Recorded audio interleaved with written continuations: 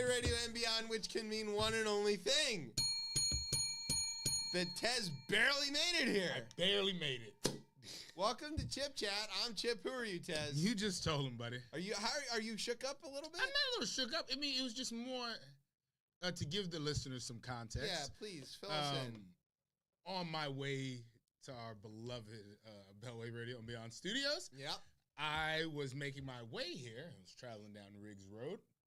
And as I was sitting at a light, which I assume... Stop at a red light. Stop at a red light. And I guess at that point, I'm going east. And the other cars in front of me are coming west. Yes. And I'm there, just waiting for the light to turn. And as I look up, I see a car going probably at about 90 miles per hour coming over the hill. I can see the light. Just to set the scene of the relative size of Riggs Road. This is not a 6-lane highway. Right. This is 2 lanes. Yeah, basically the parking, because the parking on the lane, sides, yeah. But it's like 1 lane each direction with a turn lane in the middle. Exactly, yeah. Yeah. So the turn lane is open, and as the car is moving at this high rate of speed coming over the hill, as all the other cars are also waiting at the light that are going west, he goes in the turn lane. To go around them. Which puts him pointed directly at you. And as I see it, I'm like, well, as long as you can drive, yeah, this could be okay. But if you make any... Not a lot of room for error. There's not a lot of room for error there. This is going to be some type of head-on collision that I can't... I'm just sitting, I'm looking, I'm like, there's nothing I can do. I see it. It was a very slow moment in my life, and I was watching it, and as he sped by me, so kudos to you, driver. Jeff Gordon. What is his old name? Jeff Gordon. Drive fastly, call me Jeff Gordon with the black SS and the navigation. Yeah, right, exactly. A time. Shout out to Nelly.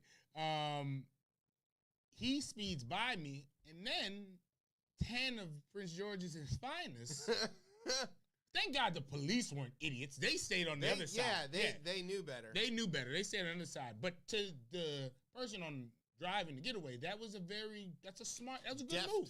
Deftly handled. Yeah, you might get away. He might be like the Jay Powell of getaway drivers. Like, he got it real close, and he didn't screw up. Yeah. I guess his version of a soft landing. Yet. But I'm here. I like that in our world and in our context, we can use Jay Powell of getaway drivers and have it make sense.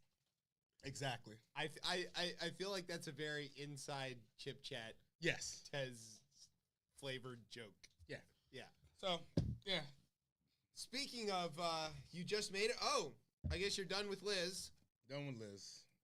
So if you feel like lending me that, I will actually read a book. Okay. It's a good. You're like it's heavy January 6th stuff. It's good. Yeah. It's a subject I you care about. Yeah, and it's from a person that you wouldn't expect. And it's written by somebody I hate. So it's an opportunity for me to grow in a lot of ways. I think so. Yes. My therapist would be proud. Speaking of therapy, this week I'm sitting here like without my computer, like I know, like I've read the show 6 times. Like I've read the show 6 times, and I know every segment on here. Where in even reality, I haven't done that. Yeah. We do have a guest this week who's going to join us. Yes. Patrick, who is charging his flagon at the moment. An important part of how we do things around here. Don't start changing stuff. No, hell no. So. We know that it's about to be Father's Day. Yes. So we're gonna have a little fatherly round table. Awesome. As we are all fathers of some kind or another, father-ish, father figures to several things, beings, creatures. You know, there's all kinds of stuff around here. So we're gonna do that. We have news, of course. News. There's always news. Even today, Beer Can Brett with the 9-0. Yeah. Conveniently found a way to not get involved. He's becoming John Roberts number 2. Which, hey, according to the tapes we're about to discuss a little later, matters. I'll take that. Yeah. It's not much we got going on around these parts. Like, if you just like, hey, the court shouldn't be in. Like, if you find ways to continuously say that, I mean, it is tricky because then you push that back to Congress. Push it back on Congress, but it is Congress's job. Yeah, that's the fucking point. And so it's what infuriating. I cannot like get my head around is if the ruling came down 9-0 that the people who brought this case did not have standing, how come it got past all of these other levels of appellate courts? And none of them said, hey, wait a minute, you don't have standing. I would like to see who the appointed judges Oh, were. you know who it was. You go. It was that one dude in West Texas who's like the only guy for that circuit or whatever. So, yeah. So they know that they're Kaczmarek or whatever his name is. Yeah. Okay. So that's news. We're also going to have a favorite segment that I love. Yeah, and that I don't prepare for or have anything. It's called Jokes We Didn't Write. I didn't write, yeah. Now, I'm not saying I got this from Jost and Che, but they got it from us. Because actually, Larry and I used to do this way back before they were even on SNL. And oh, God. This is... We need a sounder... For every time I gotta make find something I gotta great. figure out what that is. Brian, don't worry. I'm gonna find something over this break. He's gonna get you that sound effect just like he's gotten you all the other ones that he's promised to make for you. Look, He's gonna write it down. Then he'll definitely read it. You got your keep interrupting. All right. Yeah, you got that. You got one. Got one. That's more than a guest. Okay, also, Hunter loses in court. So does DeSantis. Where the hell is... Well, I know where the NRA is, but where are the We're gonna talk about it. We'll have a lot of chance to talk about the hell is going on here. We were gonna find out how many hot dogs is enough hot dogs and all kinds of other good stuff. It's gonna be wild. It always is. He went back to the scene of the crime today, by the way. Crazy. Maybe your guy is driving by that intersection again just to see. Well, he was to see. I mean, it took him. He always wanted to make it to the Capitol. Yeah. He finally made it back. Yeah, he was like, "Take me to the fucking Capitol." Crazy. And then because that's like the true. That's like, real Bond villain shit. That's right like there, that day. If he did that, that's like the true type of like dictatorship, like one Mussolini. Rule. Yeah, that's kind of that's where it tilts us. Because then the people because he comes walking in yo to cut Mike Pence down from the gallows and go, "I am the president forever now." Yeah, that's exactly what that is. Not like I know people like, well, like why is that such a big deal? Or like, no, that's a different message that you send when you do that when your supporters burning down the Reichstag. Yeah, it is literally that. Yeah. So return to the scene of the crime. He left his poop on the wall. Somebody needs to go get it. That's just how it goes. So it's gonna be wild. Anyway, do you have a word? Yeah. I've got a word. It's probably not relevant, but we're gonna find out. Mine is probably not appropriate. So sit back, grab some homicide. It's barbecue time. You're listening to the best show, the only show, ChipChat on Beltway Radio and beyond. Sweeps.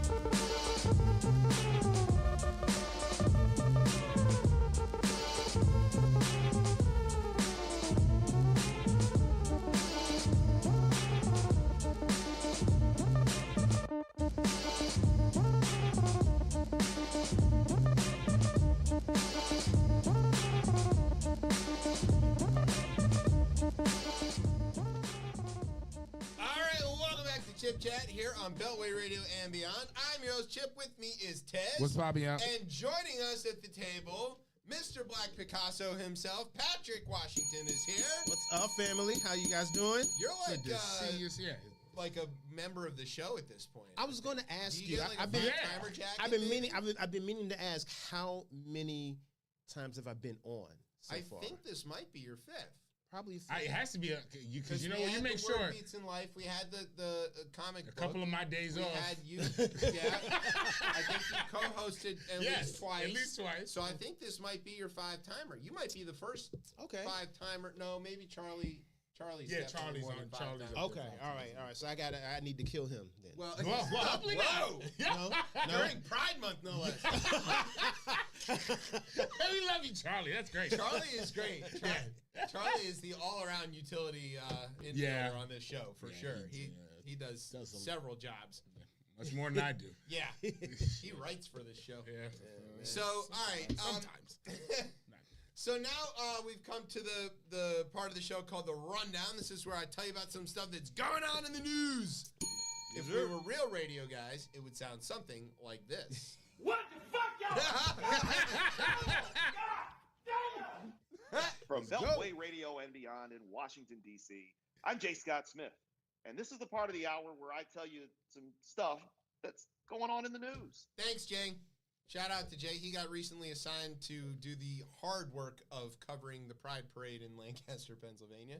That doesn't seem to be. Oh, please twist my arm for that assignment. Go hang out at a parade. Parade, soft news your way through the day. Yeah. All right. Nice and cool outside, too. Yeah. It's great. Okay, so speaking of not cool, no. Our least favorite, this is definitely my least favorite thing to talk about every week, but this is maybe some hopeful news. Hopefully, we hope. Hopeful news. So what did happen this week is that the UN Security Council voted all the way 14-0, with the notable it's supposed to be 15. You should know it's supposed to be 15. We know who that is. That's Russia. Didn't vote, but... Hey, they didn't, but they... Russia abstaining is them agreeing with it. Because they can't be on paper agreeing with anything decent or reasonable. Right. So they just say, we didn't do it at all. It's good.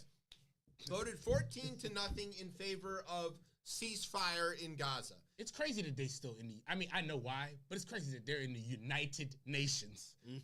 And I get it. I understand why. It's like we had this conversation at home. My oldest asked me, because the D-Day stuff was on TV, and she was like, I thought Russia was the bad guys. And I was like, well, they are now, but like during the war, they were on our side. And my wife was like, well, they were still the bad guys. I was like, But because the thing is, they went scorched earth with the shit, and that Red Army marching towards Germany... I'm talking about, all right, Nazis were getting killed, but women was getting raped. All types of shit was happening on that march towards that. If you need to win a war at all costs to preserve the world order or to establish a world order and get the Nazis out of power, you might have to make friends with some unsavory folks. And also, too, as Stalin likes to let folks know as well, too, they supplied the bodies. And it's like 100 million. That's crazy what they did. Is that you have to know that between the purges and the dead and the famines that they self-imposed on all their stuff. Look, America likes to think of ourselves as being pretty good at winning wars, but it really helps if you've got an ally who doesn't value human life. Right, at all. It does, Who will do things like pick up factories brick by brick and move them east of the Ural Mountains to protect them from the German bombers. You know how many people it takes to do something like that? You know how many dead people? You know how many dead people are along the way on just that end of it? Wow. If you've got an ally who is willing to throw wave after wave of human beings into machine gun nests of their own people to exhaust the ammunition of the enemy, that's a good ally. So, and I will say, there's a misunderstanding in the United States about who won that war. Yeah, it's a big one. We won the war. Yes. We were definitely a big piece of winning the war. If the 8th Air Force and the RAF didn't bomb the Germans around the clock, there's no way that this war is won. If D-Day didn't happen, there's no way this war is won. But if the Russians hadn't pushed a 1,000-mile front, their front was 1,000 miles north to south, 1,000-mile front all the way. They were at Berlin waiting for us for like a week. Yeah. And we asked them to hold off till we could get in there and proclaim victory together. It's bullshit. Okay, that's why they're on the council, not what we're talking about. Sorry, that's a hell of an aside. But I'm just saying. It was important, though. But that's why they're that's one why of the 5, they're there. Yeah, right? Exactly. Why is France on there? Because of they ran. Well, not even because they ran, but because of the choices that they made, specifically in allowing Germany to be something again. They are the ones because they allowed that to happen and being like, all right, yo, we really don't rock with this place. We get the bigger picture of what we're trying to do. Right. All right, we are going to be part of this Western Yeah, world. exactly. Yeah, because they definitely didn't want to do that. Okay. That's the reason. I don't know that gets them on, but you want to buy a French World War II rifle? Stop it. It only dropped once, never fired. Very good deal. That's insane. That's not. Very Is true. just Are so. you serious right now? Look, he's just a jack. He's a jack. No, yeah, it's terrible. Oh no, the Germans are coming! Quick, Jacques, let's run! Drop your weapon. They ran to Dunkirk. Wait for the English. They're French. What can we say? Okay. Wow. All right. Anyway, speaking of people who do we speak always French, do this. We always try to stay away from the topic. The Security Council Yes. voted 14-0 in favor of the ceasefire, and specifically in favor of this American-backed ceasefire plan. Yes. Okay, that's the good part of this story. Yeah. The tricky bit, though, is like, what is this plan, and who has agreed to it? As explained by various members of the administration, none of which are the ones who are negotiating the plan, but by like Jack Kirby and some of these guys who are sort of lower-ranking state folks, and Blinken himself. Yeah, I was gonna say the plan goes like this: short-term ceasefire to exchange some hostages, women, old people, children, whatever. 6 weeks. 6 weeks, right? Then it goes to like 14-week or something like that, somewhat longer, couple months ceasefire is the idea, while they work out who is going to like maintain control of Gaza and stuff. And then the third phase is rebuild Gaza with help from the world. Although it's not clear who all those donor nations are going to be. there's only one. There has to be at least that one. There's that one person that and then the United States obviously has to be involved in this. Obviously. So in all of this, Blinken keeps telling us that the Israelis have agreed to this. This feels like a strong arm here. But the Israelis haven't said they've agreed to this.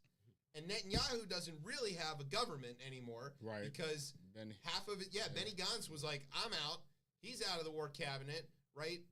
And Eisenkot also said he's out. So, like, the sort of military guys, they're not in government anymore. Well, they're in government, but they're not in decision-making government. Any united front. They're not in the unity government anymore. It's not clear that there is still a mandate. It's not clear if Bibi could survive a no confidence at this point, although nobody's raised it.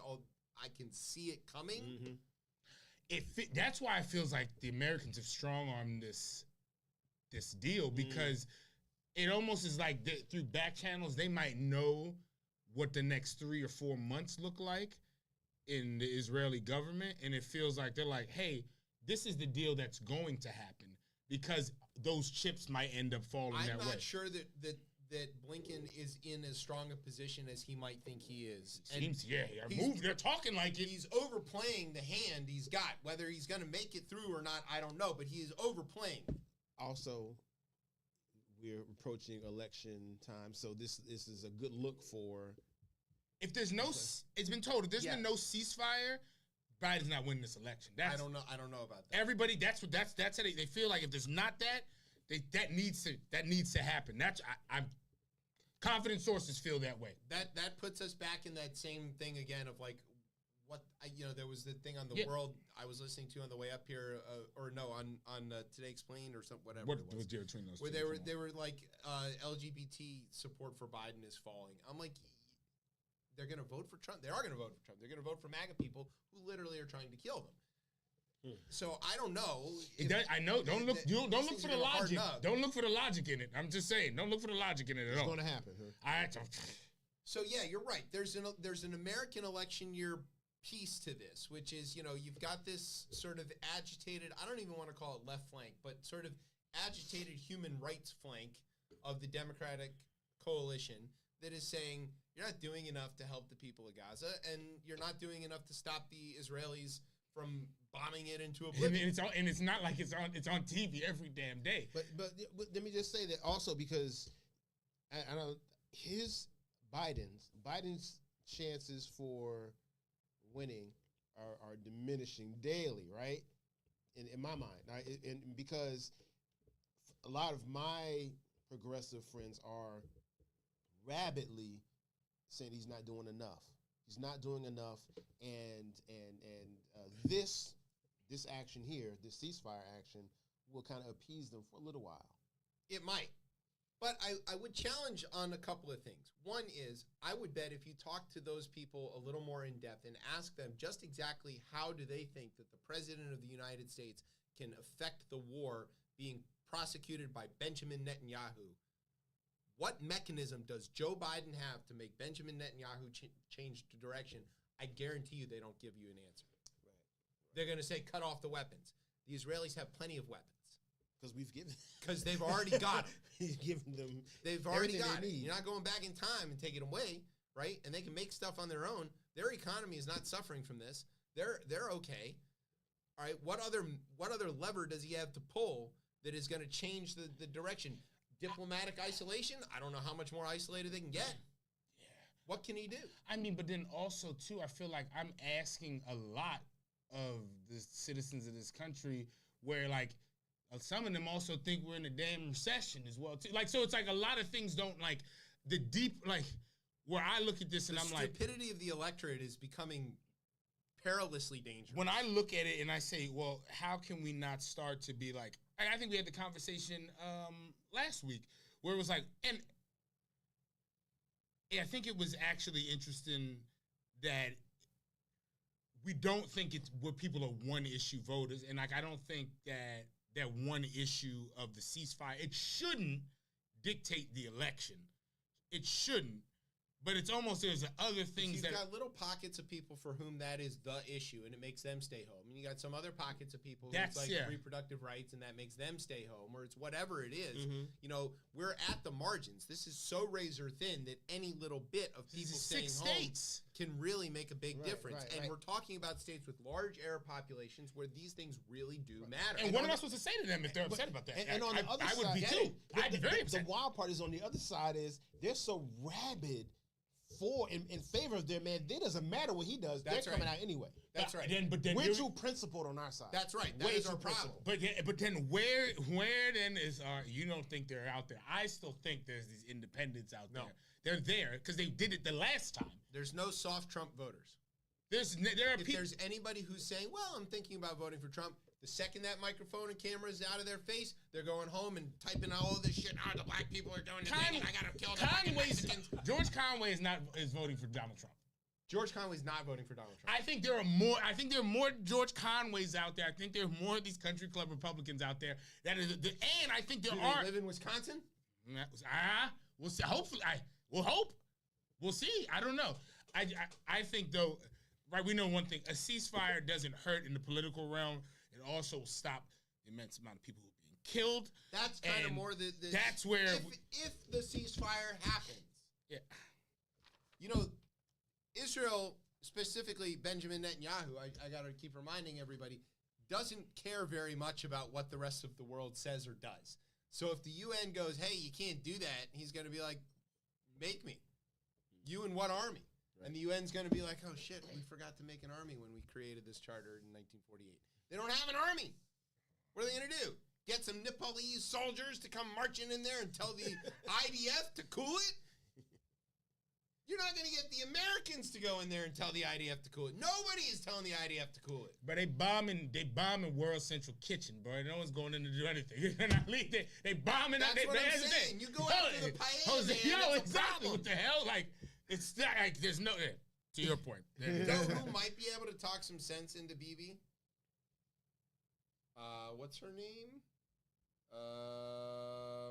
Martha Ann Alito. Oh, She's apparently a tough cook. Yeah, for what I hear. She makes the rules, all right? She makes the rules, and she's putting up flags, and Sam and Alito can't do shit about it. Always on time with that. Pow. So, in the least news-making news story you could possibly imagine, a journalist snuck into a place and secretly recorded Sam and Alito saying the things that he says in public all the time. Yes. But they shouldn't even... This is not news. Yeah. I mean, he learned from neighbor Clarence. That's why. He knows how to go to these speaking engagements. That's where the real money's at. This is the historical society where people pay to be, around the judges. And there's a rule that you're not allowed to talk about anything that's like pending or whatever. But Alito, he doesn't care. Yeah. He's like, what are you going to do? Fire me? None of them care now. They just put out these things. They're like, oh, you want us to... I love that there's you can tell Clarence Thomas is like, I'm untouchable. Here's everything I do now. Well, and it turns out that his son that they had adopted and that the billionaire Harlan Crow had paid for him to go to Randolph-Macon for. It's just too much. It's just crazy. His name is Harlan Crow. Oh, that's a good name. It's like a Harlan character in an antebellum movie. My man, Old Crow. Yeah. the son, right? It hasn't heard from neighbor Clarence or Ginny in like 20 years or 10 years, some long period of time, and now he's suing them for like what they did to him. No, they like went after him, legally and financially and stuff. They cut him off, and then they were like, see ya. They accused him of being a drug addict and all kinds of stuff, so they sued him for defamation. As you do to your dad, fake dad. That's weird too. It is. I think more will drop on that eventually. I think, and Matt Gaetz and his weird adopted stuff, son, Cuban son. What's with these white guys adopting, and I'm putting Clarence in that category, adopting, I don't know, little sons of color that to like fucking guy, man, show that they're caring about. Well, I've got one that I care about. I've sent him to the finest school. It's I was walking the other day thinking about Clarence Thomas and being like, he might be the most powerful black man in America. I'd be careful with that. I think he is. Let me think about that. As I think through, I think he's the most powerful. Magic Let me hear your case. So Let me hear your case. Well, I'm sorry. I don't want to get. He's out here. He's out here. Like Magic Johnson. I mean, I guess cool. Like he might be the most like prolific, the most influential there. Yeah. But when it comes to raw power, this guy is out here making the law of the land. Yeah. He dictates the law. When he can convince his friends to go along with him. Okay. They've been convinced. Yo. I mean, you don't have to do much convincing on Salmon. No, but I think, he's a menace. I didn't think about that. He's a menace. He sits on the highest court. Highest court. I mean, those. This is the person who took Thurgood Marshall's spot. Like, I know. This is a crazy. It's insane, actually. Right. Dude, if you want to talk about like white lash, but with a black man, it's crazy. Shout out to my man Byron Donalds. But like for like that term in his book. But I'm like, it is like, all right, we're gonna rectify all this shit here. Y'all want to do all Brown versus Board and all that, and then he got the nerve to be the actual Supreme Court justice in his seat. In it's Thurgood Marshall's seat. What? Wow, I didn't think about. Wow, he took. It's like one of the craziest things ever. I think it was like, you took the seat. I think about this fairly often. It's like the line from Marshall to now. I think you're right. And how we got there. Crazy. And how many like insane things had to be sort of put aside for this to happen. All the Anita Hill stuff had to be somehow overlooked. All of the other dangerous red flags about this guy had to be overlooked. Because what? Because the same thing that makes Byron Donalds the thing, where if white supremacy wants to operate in polite society, they need a blackface spitting their nonsense. That's what they did. They went and they found them one. Perfect one. They found them one. Okay. And he's married to Virginia. Her name is Virginia. It's really kind of like, it's like almost in like Twilight. It's Zone like type a shit. book. She's kind of powerful too. You know, She got all that money. Yeah. That she gets from Harlan Crow Gets in. and Mark Meadows and all this other shit. Fucking crazy. All right, but she doesn't have a flag. You know who's got flags? Martha Ann. Martha Ann. That's Yeah. when you know it's a problem because we still making Martha Ann's. I don't think we making Martha So- Ann's Bro. no more. That's crazy. No, I Bro, don't we think- shouldn't be making any more Martha Ann. No. That's from Yeah, that's we're a yeah. different time. That's time when women ain't have rights. Yeah, well, that's why they had to have two names. So you can identify which one belonged to you. Yeah, that's right. Which one belonged to you. Christ. that one's mine. That one's mine. Yeah. Yeah. There's I don't know. That was wild. so like the nutso thing about this, the thing that is news, is how much the story tracks about Martha Ann being this flag aficionado. Yeah. So like, Alito saying, okay, yeah, I think we're not a godly country anymore, and I'm intend to reinstate a Christo-ethno state or whatever. Like, that part is like, yeah, he says this in public all the time. But there was a lengthy exchange with Martha Ann at the same dinner in which Windsor asked about the blowback that the couple had received after the Times had reported on the two flag displays that had been associated with Trump's attempt to overturn the election. And, Salmon told everybody he's not fond of flying flags. He doesn't like flags. In Windsor's recording, the justice's wife sounded unrepentant, described her critics as feminazis. Way to resurrect that one. That's a great one. That's a great one. Whoa. Shout out to Rush Limbaugh, still sober. Threatening libel lawsuits against the press. That's wild. Yeah.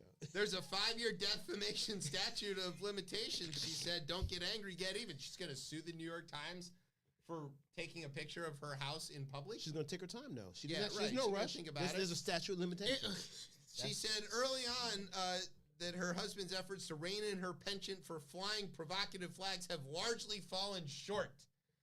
That is a weird thing to have as your thing. She takes pride in the fact that her husband does not influence her. Not decision. pride. No. She don't like that. She doesn't Wrong like choice that. of words. She doesn't like that flag. Wrong choice of words. That I'm was sorry. literally what got it. That's She was what it got mad it. about a pride flag across the lake, and she was like, "That's it, doing the stuff." Country's gone. We need to be a more godly country. But she was going to counter the flag with something else, right? With an upside down flag and trying to overturn the election. So So she's a big believer in flags, yo. Yeah. Flying flag. Apparently, he never controls me, she told the journalist. Martha Ann did say that she had deferred to her husband in recent days by not seeking, for now, to counter an LGBTQ pride flag flying near their home. Quote, I want a Sacred Heart of Jesus flag because I have to look across the lagoon at the pride flag for the next month. Sacred Heart of Jesus. And I told him, when you're free of this nonsense, I'm putting it up. When you free of this nonsense, is he going to get impeached? Does that mean he's retiring? Well, I don't know. I know the Congress ain't impeaching him. That's the mechanism. Yeah, get Martha Ann to make him go home.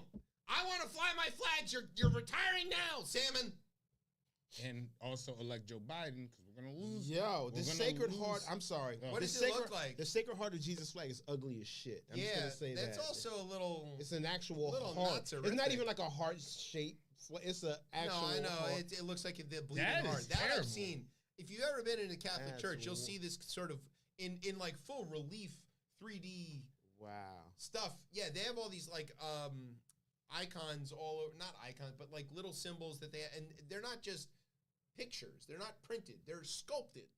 They have depth. Ugh. Yeah, there's a literally dripping, bleeding heart. If you've ever been in a Catholic church, it's creepy. There's like dead, emaciated Jesus dripping blood over the altar. And they're all into it, too. They love it. Yeah. Remind me to tell you the Staten Island Easter Okay. story one day. Oh, God. Lord. That sounds wild. Yeah. By contrast, the same journalist tried some ambush stuff on John Roberts, and he was like, no, this is not the way to behave, and the court needs to, behave itself and blah, blah, blah. Thank God for John Roberts. Yeah. That's, whew.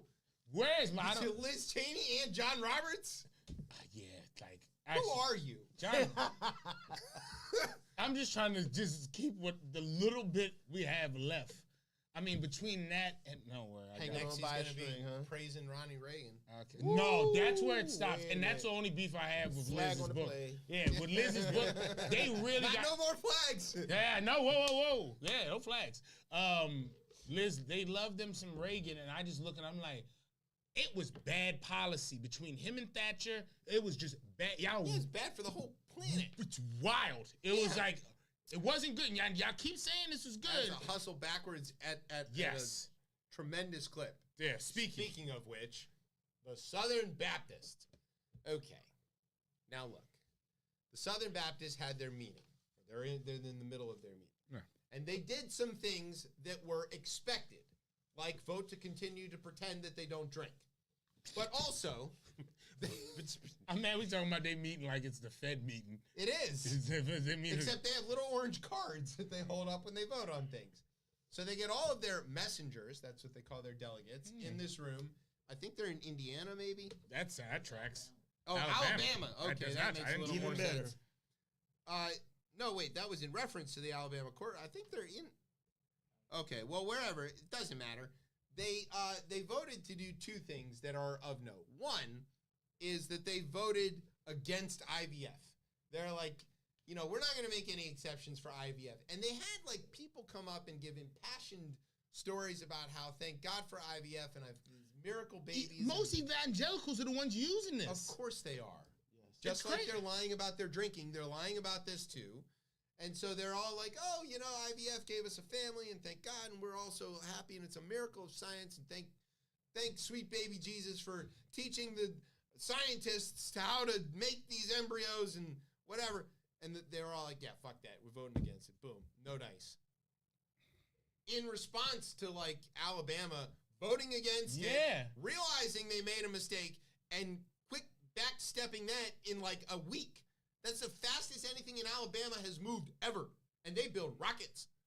Like, Alabama is backwards. And they were like, nope. Not that time. Yeah. So, the other thing they did was they did a little bit of an about face. One of the weird rules about the Southern Baptist Convention is whenever they make a change to their, like, founding documents or constitution or rules or whatever, it has to pass twice. That's like their 2/3 or state ratification. Okay. Thing. Don't make a lot of sudden moves, right? So the last convention, they were all like, yeah, we're going to ban women in ministry. We're going to maintain just men in ministry. Yo, that's right. Yo. As you do. You all right, bro? You all right, bro? They're just a wild bunch. What's wrong with them? That's in the Bible anyway, though. when you think about it, they're just but following like, biblical. There's Southern Baptists, and then there's, let's call them Baptists with guitars. They have plenty of women ministers. Yeah. And people like going to those churches. Oh, hell yeah. Yeah, they're fun. Even I go. I don't have to have a reason. I'm just going to the concert. It's free. It's free. But early Wednesday, representatives of the 14 million member network narrowly rejected a constitutional amendment barring women. So they said no. They voted against it. They're going to keep women, though a majority supported it. The move would have affected hundreds of churches where women serve in positions such as women's pastors or children's pastors, especially, here's the kicker, minority congregations where having women in official leadership positions is more common. Constitutional amendments require a 2/3 vote to approve, but the motion only got 61%, not 66. So very close, very close. Wow.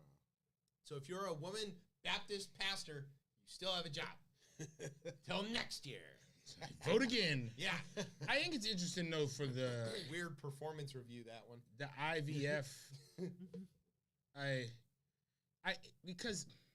Women can be ministers. They just can't have babies with the help of science. Wow. It almost feels like the embryo... This is going to be the new battleground for them. Like, they caught the car with Roe. With Roe being ended, and obviously Dobbs, and this must be the next frontier of their fight. Don't they want more Baptists? Isn't that how you make them? Just IVF. It seemed like people had very impassioned speeches here, talking about their son that they have because of IVF. I have another son. Are they going out and recruiting new Baptists, or are they just like growing them at home? I don't know how church works. Same here. Me either. Well, it shouldn't have anything to do with it. I mean, supposedly, but it does. According to these people who had this weird vote. That's the thing where, like, you know, this idea that these religions claim to be, you know, following some sort of scripture or ordained position, and then they can just have a vote on it and change their minds, tells you that it's of man. It's entirely created and bullshit. Exactly. Again, these are nice, the creative stories. The get stories. people to cooperate. Love the story. And there they go. They cooperated and voted on this. And it's that's a whole different show. Yeah. Speaking of which, let's take a break. You want to take a break?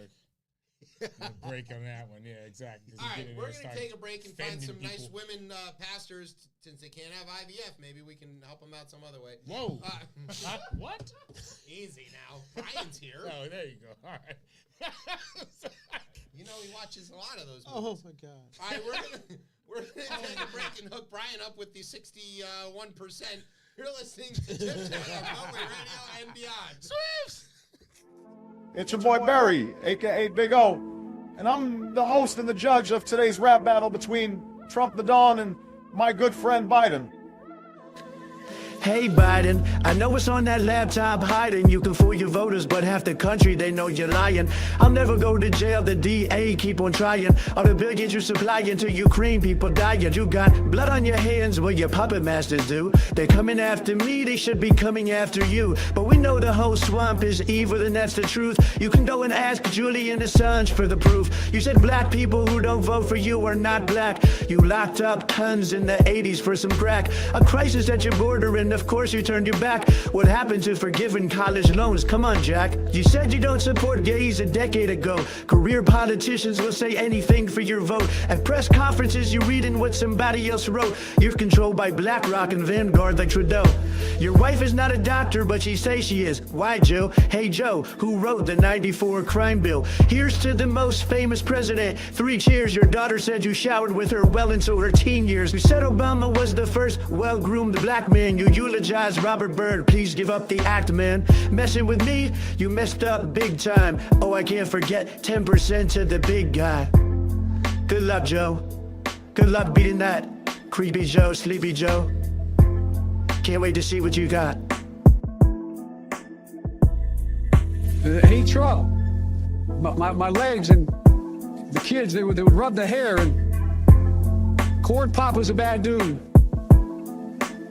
This is my wife, and this is my sister. Hey, how did I get here? What's going on? Ronald Trump. Who am I battling? If you're not black, then you don't vote for me. If you don't vote for me, you're not black. Hey, Pop was a bad dude. Why'd you fight? Come on, man. This is my sister. Hey, how did I get here? Well, Joe, that was pretty special. Let us know in the comments down below who you think won the rap battle and who you'd like to see next. If you're not black, then you don't vote for me. If you don't vote for me, you're not black. I'm sick of all these witches and warlocks. They're full of shit. Pumpkin possums, I'm sick of it. You keep interrupting me. And all of it's lies. Because you're lying. That's why. Oh, there's energy and now we're done with Trump. You said he was the Messiah. You said he was invincible. I will not suffer your Q people after this.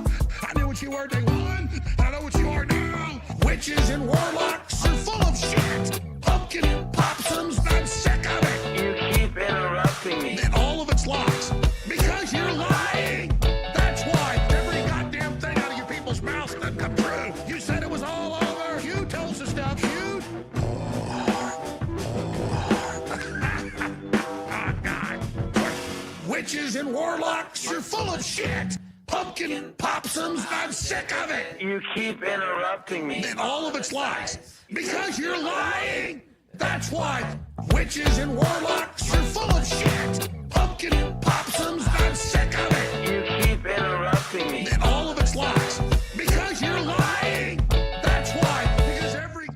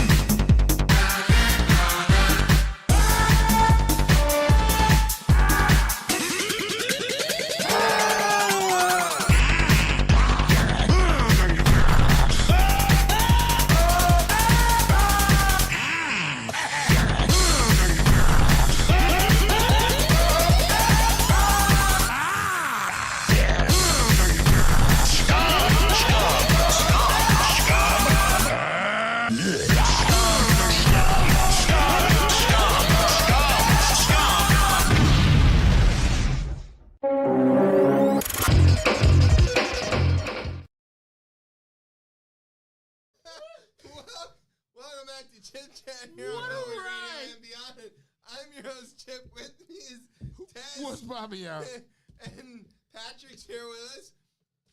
What's up, everyone? Don't ever play that fucking Biden thing again, all right? Hey, you wait till after fucking November to play any shit like that again that on was our fucking airwaves. That right? was horrible. We got a fucking election to win here, and you playing around out here. I think Propaganda. Brian's joke is that they're bad at rapping. Oh, guess it. We can't. I'm afraid lately, all right?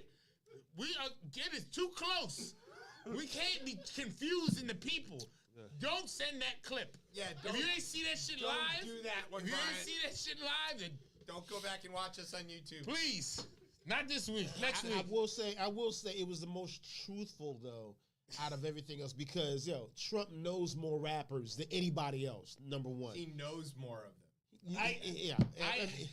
Yeah, he does. He knows more He of has them. met them. He's met them. They've revered him for years. And someone's gonna steal. No one's got. Pre-apprentice Donald Trump is like a massive, He was touchstone an in hip-hop. icon. He was Of an course, icon. And yeah. because he was the face of Millionaire. And that's like if it wouldn't be the first book I would write, and hopefully no one steals this idea. They probably will. But I want to do some like deep research into Trump and his connection to hip hop because it was prevalent. Like it was like early. Ubiquitous. Yeah, it's Yes. crazy. Yeah. Like there's so. And if you looked up like Trump and rap lyric. Only God knows how it's just The incredible. list of famous rappers who have name-checked Donald Trump throughout the years. And he was in pre-politics. pre-politics, Right. and he was always in Right. pop culture. Like he was always on the shows. Obviously, people know Home Alone, Fresh Prince. I mean, he was in a lot of Right. things. And this is also too. Hip hop still rock with him after the Central Park 5 shit, Which is wild. which is crazy. I don't It's understand. crazy Because that was on us though. Because It is on us, yeah. It's on us totally because we weren't locked in to our own culture. And, our own people. Because You know what I mean? it's like There's no reason to Knowledge of self or whatever. exactly. Yeah. Exactly. that's always I would love to do like some deep research into that and just try to find what that through line is. I would wonder how much of that he actually encountered though. him. Because, He probably an earshot of it, but he's in the same city and he probably heard almost none of it. Yeah, I would agree with that. Yeah, he's not. Yeah, I mean, Biggie name checks him like a dozen times. Yeah. And what the chances that he's ever heard a Biggie song? Yeah. Yeah. Zero. but he was to your point, he symbolized wealth, Money, gold. Yeah. Yeah, I mean, gold toilets is like the thing. If you said Donald Trump to anybody in 1999, the Gold only thing they toilets. would have thought is Gold gold toilets. Yeah. Yes. Toronto Dump and the 3 Triddleumps. All right. We're a simple society, obviously. That's true. It's a young country. It's a young country, man. I know. Well, and most empires go kaput after what 250 Something years, like right? Something like that. Yeah. Hey, we Romans still go. lasted a good long. We're going now. We're gonna look. We gotta Oh just. man, we had Those- fun. We had those, fun. Like Look. Chinese dynasties were in 1,000-year increments. Look, I'm gonna make everybody sad in our TED talk because have fun while you can. All right. Well, The rain is here. calm down. Let's do some other stuff. This one's called court stuff. All right. We did a little bit of court stuff, right? Talking Yeah, about well, the Supremes. Let's talk about. Don't disrespect the Supremes like that. Right. You But ever yes. heard him called that? Yeah, they are The that. unelected 9. The unelected All right. nine. Speaking of unelected, Hunter Biden, who is not an elected official, nor is he a member of the Biden administration. He just happens to be the son of the president. Gets a lot of attention though. Yeah, somehow he's got a laptop full of stuff that he doesn't have. The weaponized DOJ that can't stop going after Republicans for all of their things has convicted the president's son on a thing that he definitely did. I mean, I don't think he's contesting the facts of this. And what he did was he filled out a form that said he was not a drug user or an addict at the time he was attempting to buy a gun, which he did while he was very high. That whole period of time, as we learned in the trial, he was on a bender for several years. Yeah. He was his brother dies, right? Yeah. And that tips him way over into oblivion. The Biden boys were very close, right? Yes. Bo and Hunter were very close. They lost their mother when they were very, very, very young, while right before Joe goes to the Senate. and they're kind of like they've got nobody but each other. They're very, very close. Everybody loved Bo Biden. I remember Bo Biden. And everybody liked Bo Biden. He was the Delaware's attorney general. He was a soldier, and he dies as a result of his exposure to the burn pits in Iraq. And it's heart-wrenching. It's terrible. And Hunter did not handle it well. Somehow got into drugs, got into crack, dated Bo's wife for a while. Oh, word? Yeah, that she was in the trial. Yeah, she was there. Oh, wow. She testified. Yikes. So he was like, you know, okay. And then he was like with some stripper for like 6 months or something and doing all kinds of things. Yeah, I mean, fun. Okay. it's a wild thing, and he bought this gun. Yeah.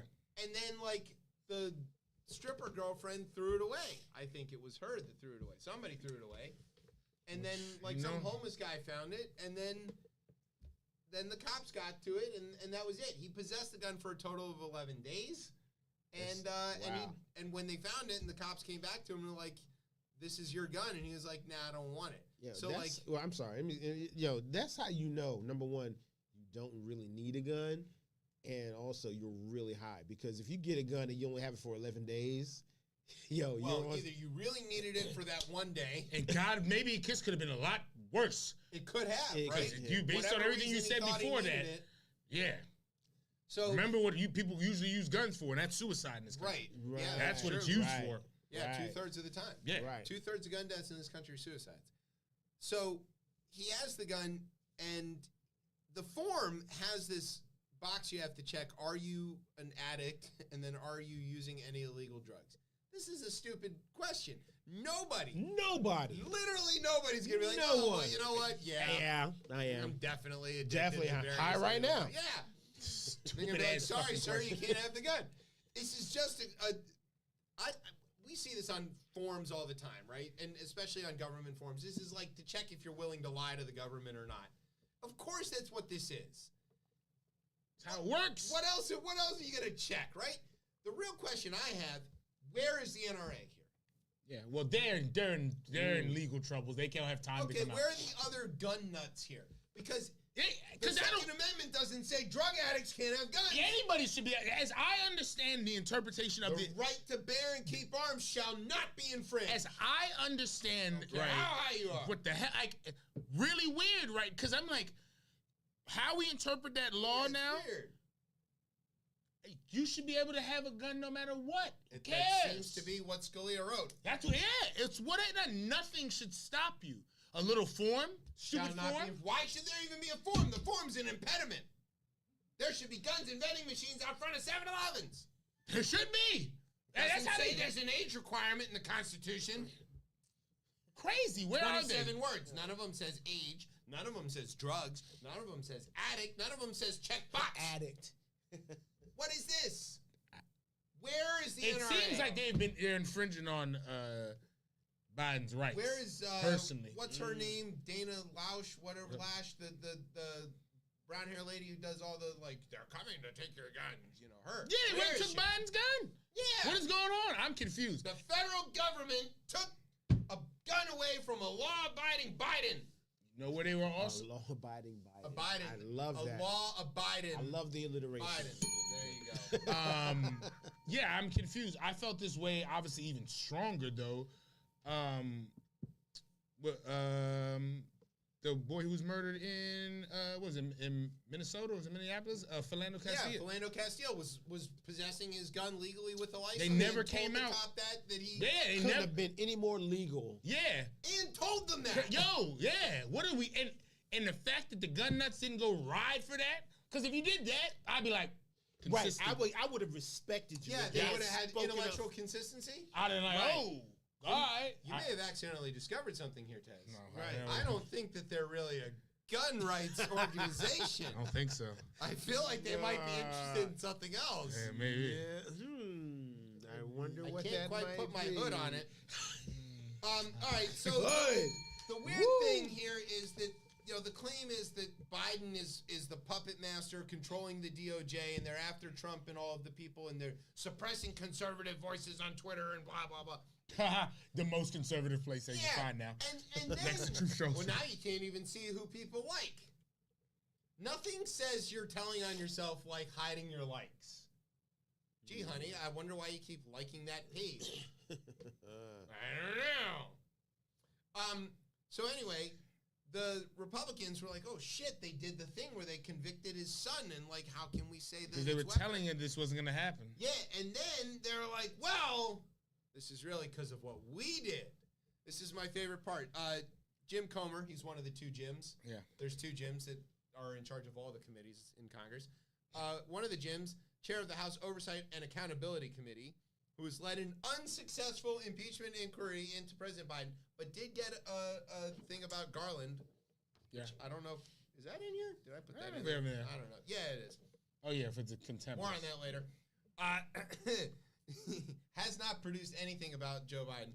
For the better part of a year, continued to assert Tuesday that the Justice Department needed to investigate the Biden family. I think they did. They convicted him.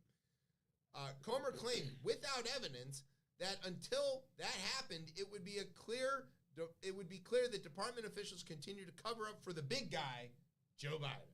The big guy. Yeah. They just had the mob boss actually in the Oval Office before, and then they talk about like Joe Biden is like, the big guy. What the hell, Joe Biden? Don't worry, it gets worse. Here comes Matt Gaetz. The Hunter Biden gun conviction is kind of dumb, to be honest, he wrote on Twitter. Gaetz was previously under federal investigation for alleged sex trafficking, but was not charged, allegedly. Hey, at least look, a broken clock. It is kind of dumb. It is, yeah. I mean, he lied on a form that a lot of people lie on. I mean, there's got to be a lot of people who are using drugs who buy guns. Yeah, I would. All the Proud Boys. Those guys are all like rubbing all kinds of crank into their skin or whatever the hell they're doing. Hey. All right. Speaking of court things, Tallahassee, Florida. Dateline. A federal judge has ruled that Florida's new restrictions on gender-affirming treatment for children are unconstitutional and that Governor DeSantis has to suck it. No, sorry. We wish. And other Republican lawmakers who supported them were not acting in the interest of public health. Shocking. This is not news. This is obvious. So the question is, is gender-affirming care legal?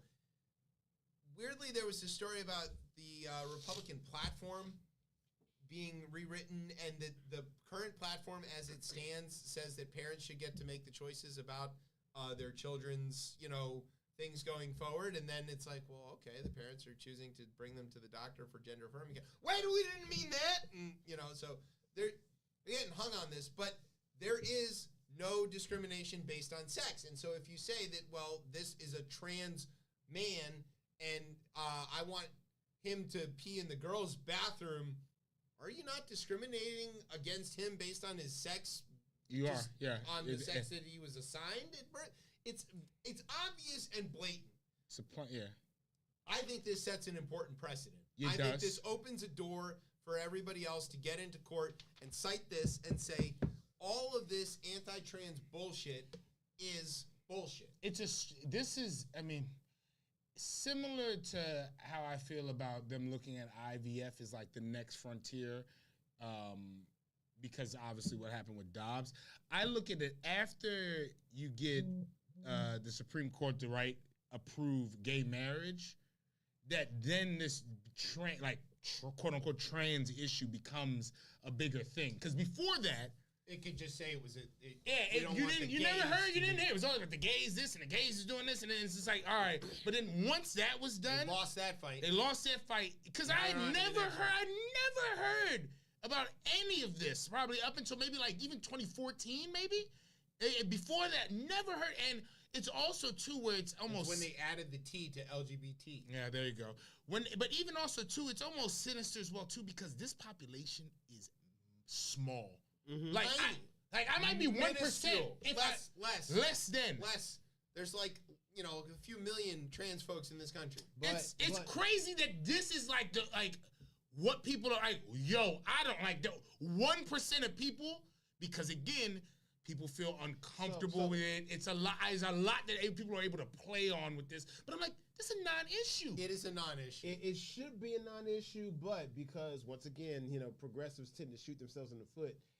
Because we love speaking up for those who can't speak for themselves. Right. And this is a small, segment of the population who can't really speak for themselves, and there's not enough of them to do that. Right. And so we were all like clamoring to speak up for them, and it's not really an issue. It shouldn't be yet. You know what I mean? Until they become a significant portion of society. I work with young people a lot. And I got a couple of young people, 13, 14, 15-year-olds who will express themselves as being gay. Okay, well, look, fine. Hey, look, hey, I'm here for you. Let's talk about it. Let's work it out, da-da-da. Maybe those a little bit older might say, hey, you know what? I've decided that I was born a male or female, but I'm feeling like I'm something else. Okay. And I want to be, I'm going to try to make that transition. But a couple of them have actually made that transition with their parents' blessing and support. They've started acting on it. You can see they do pretty well, and with absolutely. That support, they're well adjusted. Absolutely, yeah, supremely. So and so that was meant to be. Do you know what I mean? Sure, very clearly. Still a small segment. Yeah, still a small segment. So I don't know if it necessarily needs to be an issue like that. We should just let them do what they need to do and become. Yeah, but it is an issue for the Republicans because they make this into a thing. If you watched Fox News or Newsmax or whatever those weird right-wingistan stuff, you think that there's this army of trans folks that are they're coming beating down your girl's bathroom door to lie in wait, pretending to be women so they can rape your daughter or something. It's crazy. It's insane. It's really crazy. I mean, look, we are three hetero men in this room. Doing this show. Brian's a hetero dude in this room too. So all four. Do you check who you're peeing next to? You ever take a look? Be like this to me. Yeah. No, I've never done that. Never done it. Let me ask you the opposite. Do you go to great lengths to not check? Yes. They're very hard at the wall. Yeah. Look at my own meat. Right. Shit. Be sitting on my own meat. Make sure I'm pissing in the toilet. I'm not looking. Anything you can do to avoid. Right. Yeah, because we're here to piss, man. That's what we're here to do. That's what we're here to fucking do is piss. So what I don't understand is why are Republican men always checking?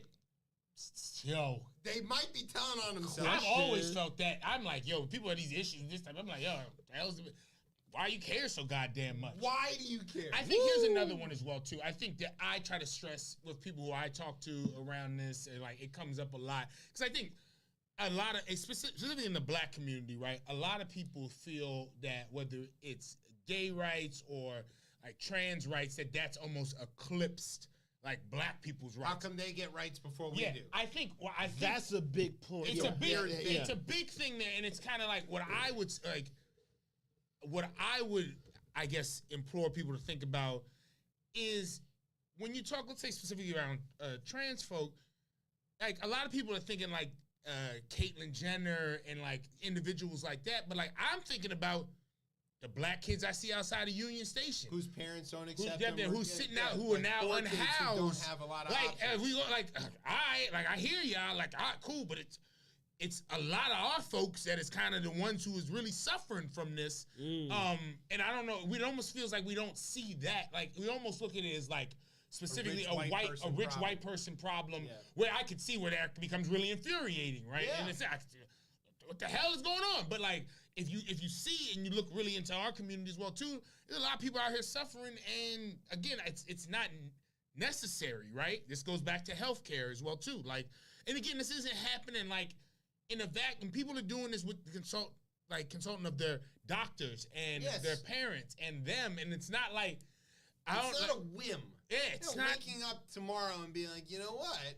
I'm just going to change because I want to get on the track team and beat those women. Because it's not happening like that. It's not happening. And here's the thing. Who would just choose to be othered like that group is? Yo, nobody wants to be othered. Nobody. So why would you place yourself? Yeah, they're not doing that. No one's waking up and I want to be othered.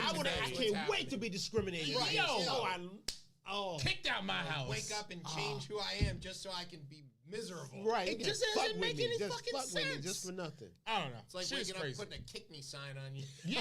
Like nobody does that. Yeah, unless it deep in something inside of you, right? Yeah, like makes you feel you wake up every day and you're not happy in the current but you're not that just I don't know. I'm not but I almost feel like this is a little bit like the abortion thing where the anti-abortion folks think that people are having abortions on a whim. like it's for birth control. Like they're doing it for fun, in the same way they think that people are 8 months in. Hey, we're transitioning just gender because it's fun. Yeah, or that quote unquote late term abortions are common because of slutty women. Or like it's crazy. It doesn't Slutty make any women. sense.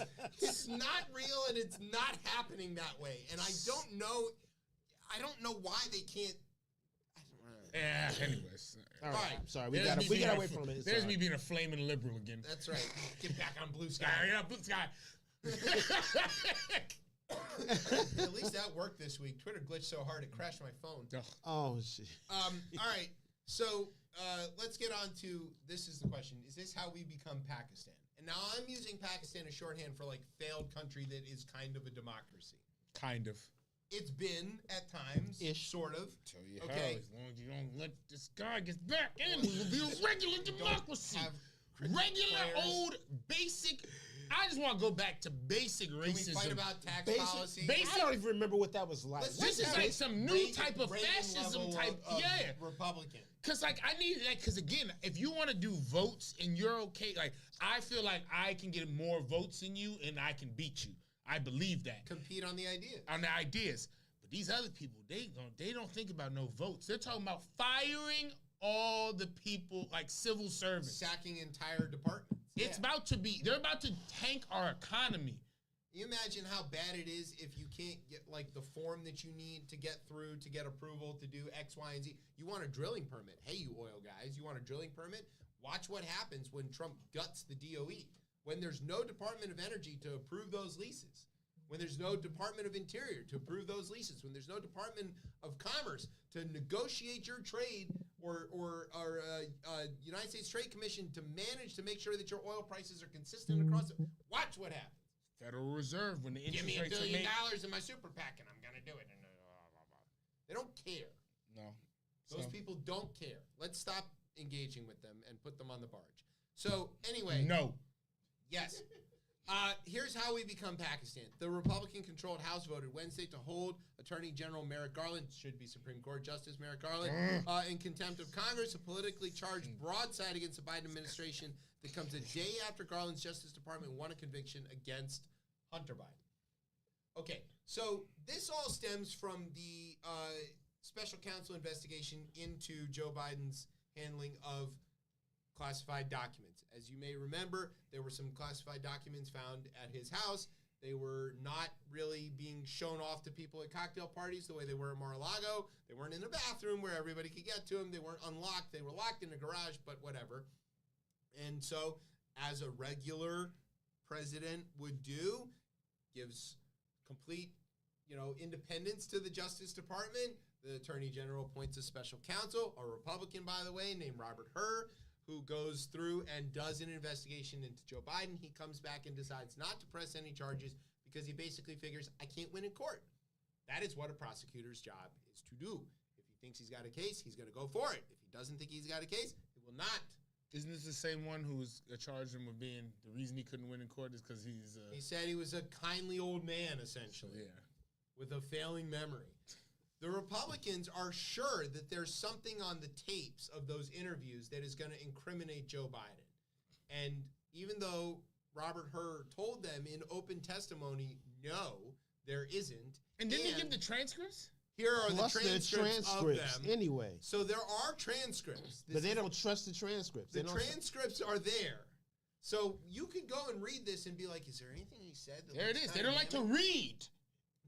Right. You may have found the root of several of their Jesus problems. Christ. Illiteracy. Mississippi's the lowest in the country. Illiteracy.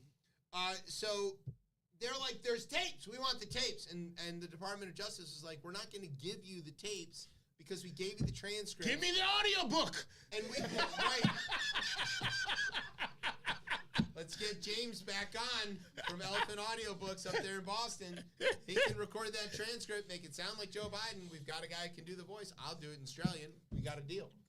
Australian. Okay. Yeah, I offered to be his Australian narrator because I speak Australian. So, yeah. So anyway, they want the tapes.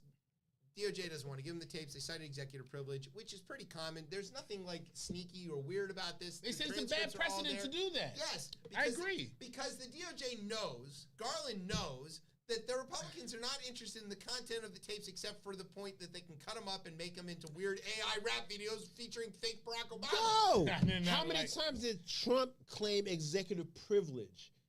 Let's not do the whataboutism. All right. I'm sorry. How many times did he do this? I'm sorry. It's obvious what they want.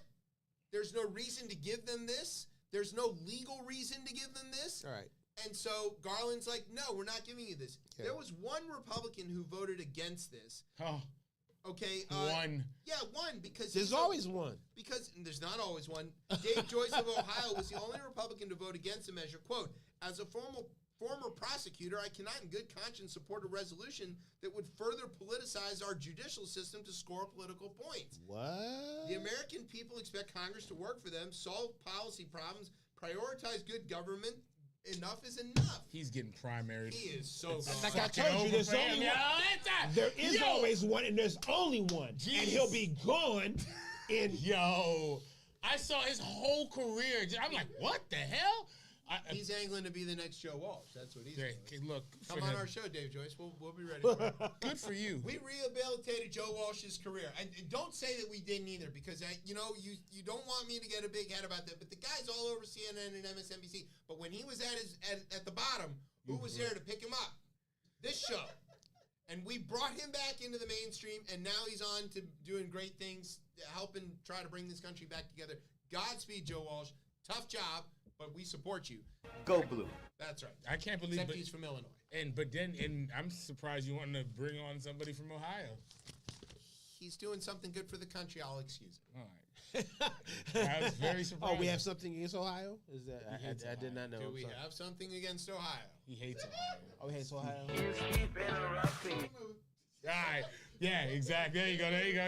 It's been played. Keep going. Once it's played, time for a break anyway, so we can do our Father's Day stuff. We're going to do our little interview and all kinds of things. We pretend to care about things on this show. All right, so we're going to take just like people pretend to care about Father's Day. Pretend to care about shit. Come back and talk about Father's Day. You're listening to Chip Chat on Beltway Radio and beyond. Sweeps.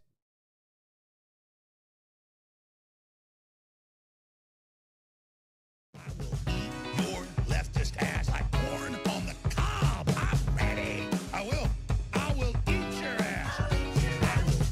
Your leftist ass like corn on the cob. I'm ready. I will eat you. I will eat your ass. My children aren't going hungry. I'll do it. I'll drink your blood. And I'm starting to think about having to eat my neighbors. You think I like sizing up? I'm gonna haul him up back chain. Chop his ass up, size it up. I'm gonna haul him up back chain. Chop, chop, chop, chop. I will eat your leftist ass like corn on the cob. I'm ready. I will eat your ass.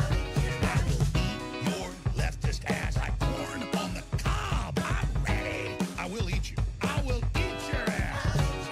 I'll barbecue your ass flat. I will cook your ass up so fast. And I'll tell them, well, I killed a cow out back, baby. You think Christ would eat somebody? He would never do that. I will. I'm ready to hang them up, gut them and skin them and chop them up. You know what? I'm ready. I will eat your leftist ass like corn on the cob. I'm ready. I will eat your ass. I will eat your leftist ass like corn on the cob. I'm ready. I will eat you. I will eat your ass. I will eat your leftist ass like corn on the cob. I'm ready. I will eat your ass. I will eat your leftist ass like corn on the cob. I'm ready. I will eat you. I will eat your ass.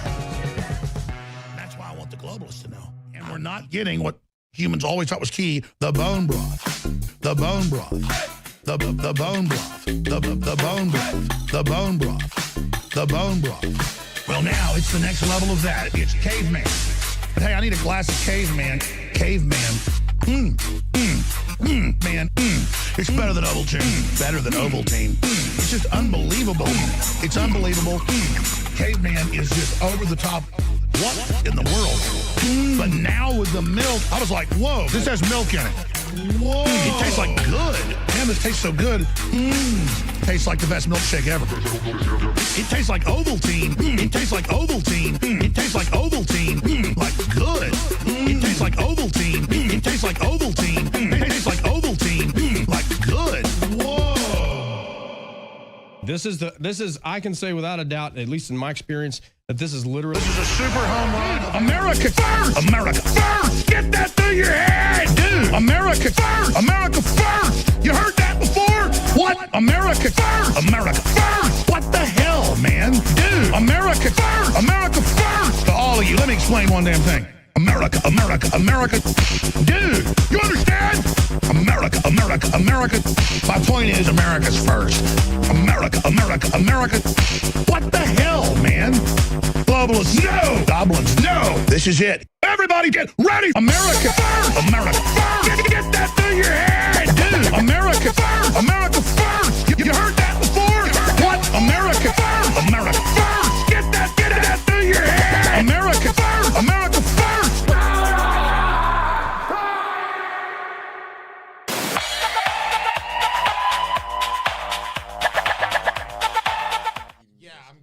It with ribs. Hey, welcome back to Chip Chat here on Beltway Radio and Beyond.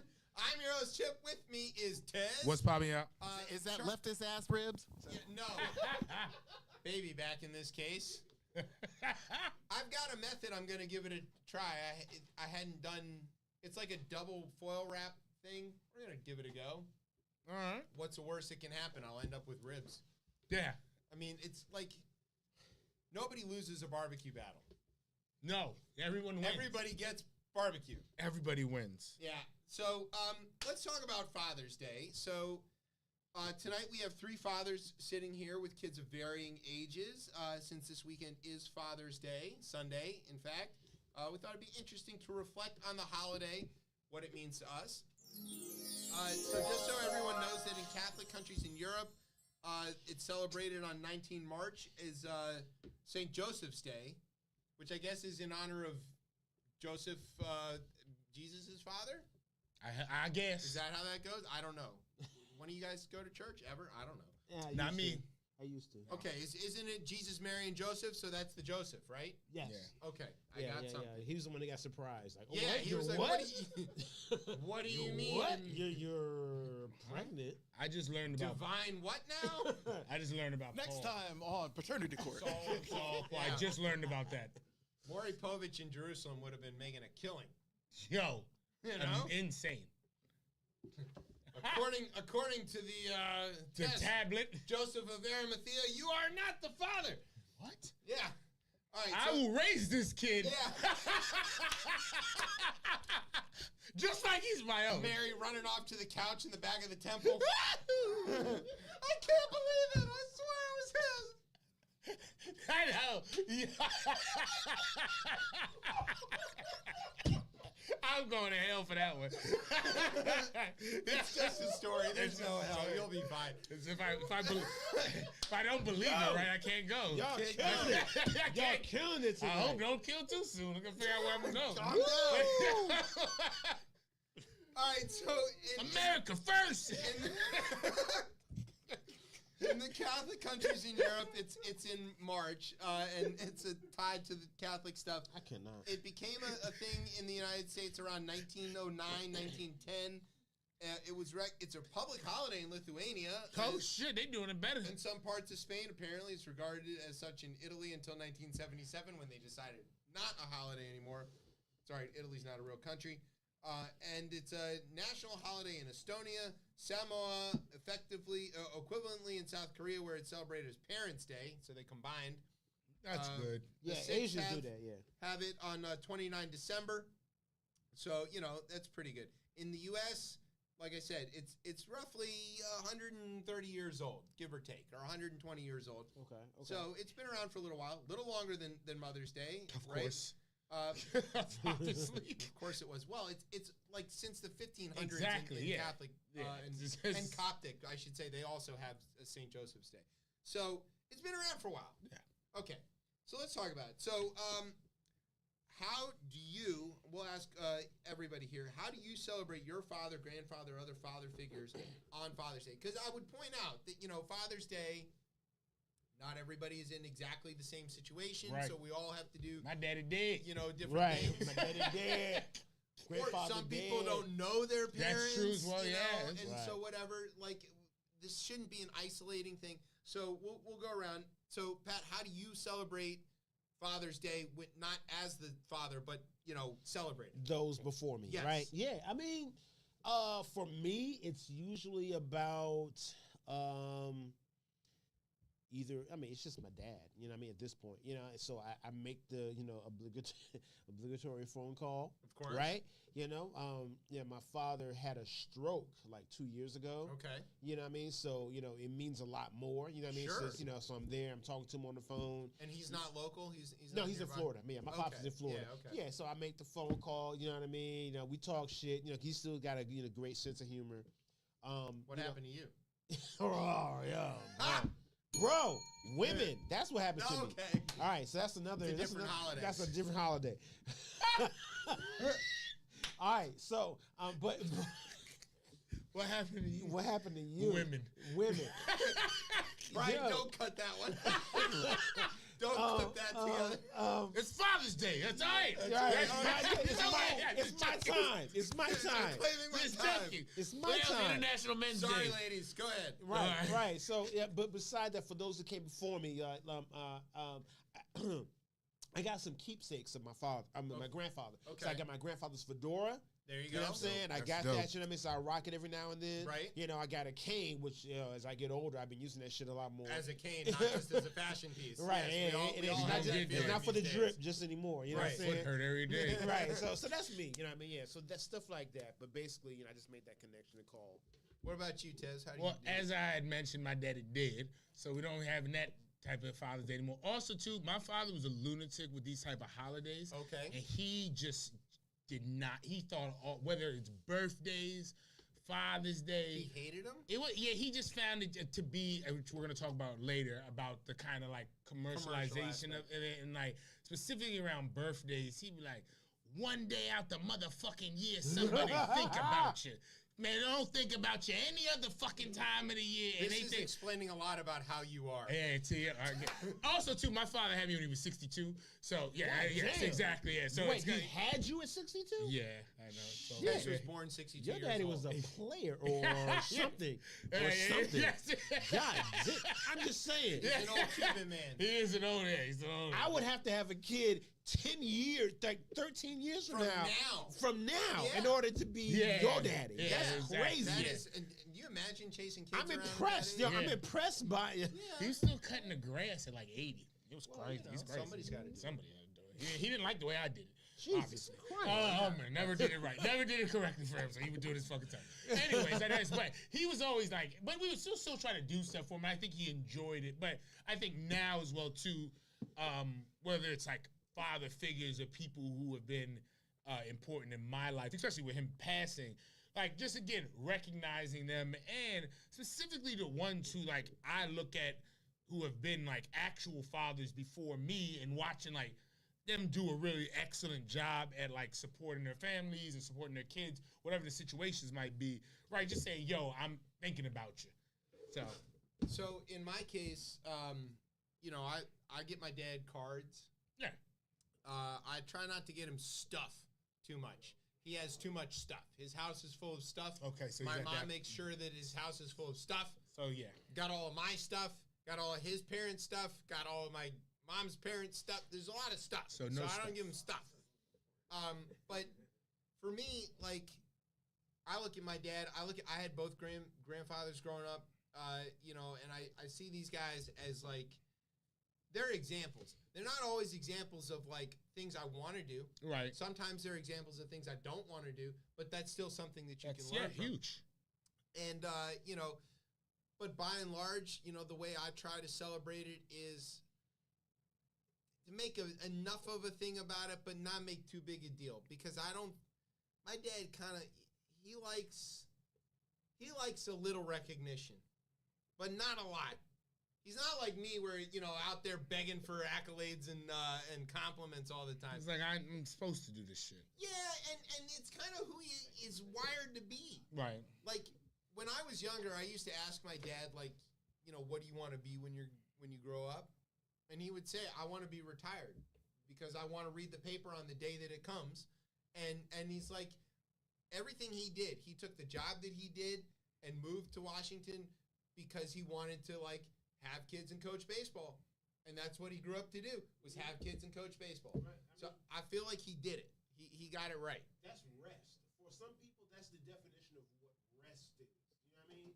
I just want to be able to spend time with the kids and do what I want to, It's starting to feel like that for me in a different way, because now that I got 2 of my 3 in curling and I'm there coaching with them, I wish they were playing baseball. They're not playing baseball. They're kind of expressing a bit of interest in soccer, which I'd love to get them into that, but I don't know if they're going to stick with it. But they do love the curling. And you go soccer, just get ready to go broke. Well, curling ain't cheap either, but so both of those. But I get the thing about being the coach, because it's not enough just to be like the mentor about life. That's our job as dads.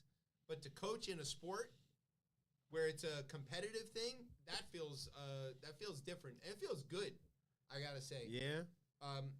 So now let's talk about us.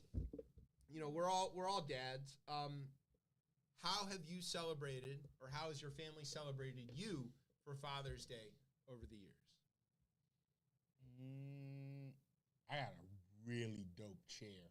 My good nice. I got a nice chair. See, that's how this is a dad show. That's right. It was I know that's great chair. I'm telling you, this What's chair. so great about the chair? Tell me about the chair. It's just like it's a very nice soft chair. It's big too, where you kind of can sit.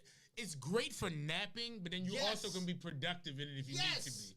So like, if you need to lean back in, like I could lean into the chair. Is it a baseball chair? It's not in the right. It's not, because it's like a reading chair. It's a reading chair because I don't have it facing a TV.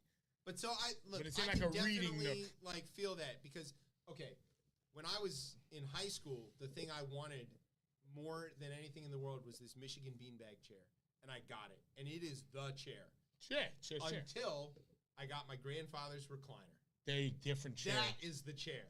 Who did you get that from? That's why I wonder where you all got this shit from. My grandfather, when he passed away, he had this recliner. Okay. And my dad was like, "Do you want it?" And I was like, "Yes." Wow. Okay. I want this recliner. That's and dope. So that's dope. That's it. And and it's positioned perfectly. And I'm looking at the TV. I can watch baseball. And and it's that feels a connection, right? That's it. Yeah. Oh hell yeah. Yeah, because he was from Brooklyn. He's a big Dodgers guy and all that stuff. And he's unfortunately Jets guy too.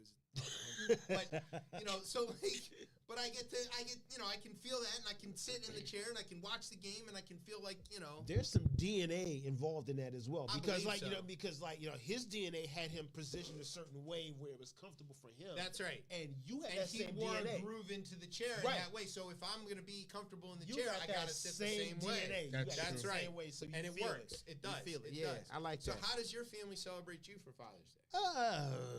I get a lot of the classics. Of course, as I was growing up, I have 4 kids, right? You know what I mean? And it was like, okay, you get the ties, you get the socks, you get the I could use some the socks. goofy shit, right? If my family listens to this show, I could use some socks are never socks never out of style. You need socks. The funny thing and is shirts. Funny thing is, in my younger years, I thought it was some bullshit. But now that I'm older, I really appreciate that. Because you have a place where you can rock these ties and you can use them.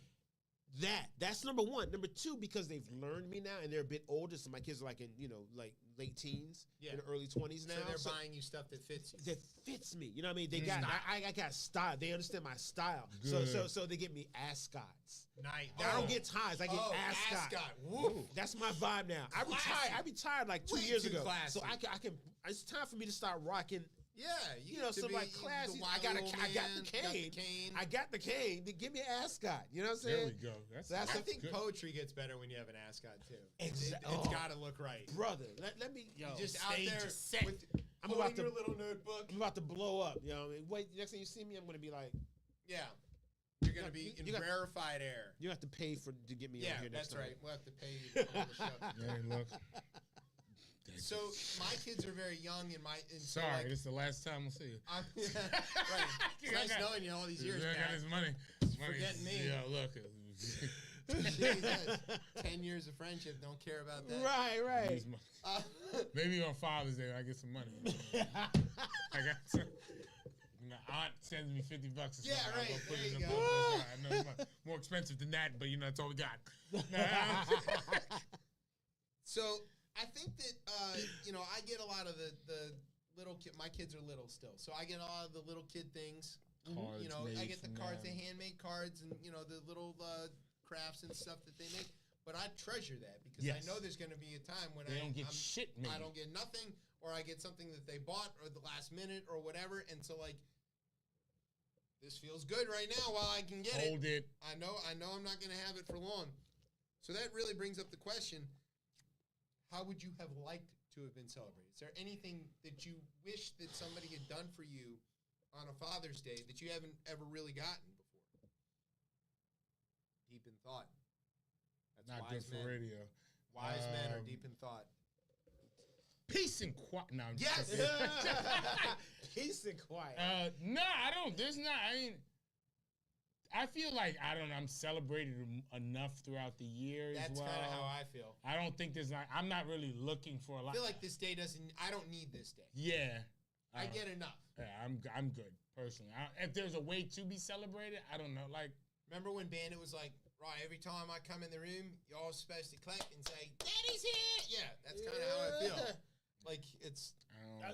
let me say, there is no better feeling than walking into a room when your little ones, they go, recognize you, and they're like, oh my God, Daddy's... Yeah. And they just bring up and do a dance or whatever they do and acknowledge that you've entered the room. Yes. Yeah. That is Father's Day. That is Father's Day. That is Father's Day. Yes. And that can happen on a random Tuesday in fucking October. Right, exactly. Exactly. Yeah, so that's a beautiful doing thing. That's the moment that we live for, right? But let me say, I got a list. Okay. Oh, good. So I think if I now think about this, as I think about this, I'm like, if I need to come up with some stuff, right. So I remember, man, the one time that I got a brother. I have a younger brother. So the one time I became the favorite son.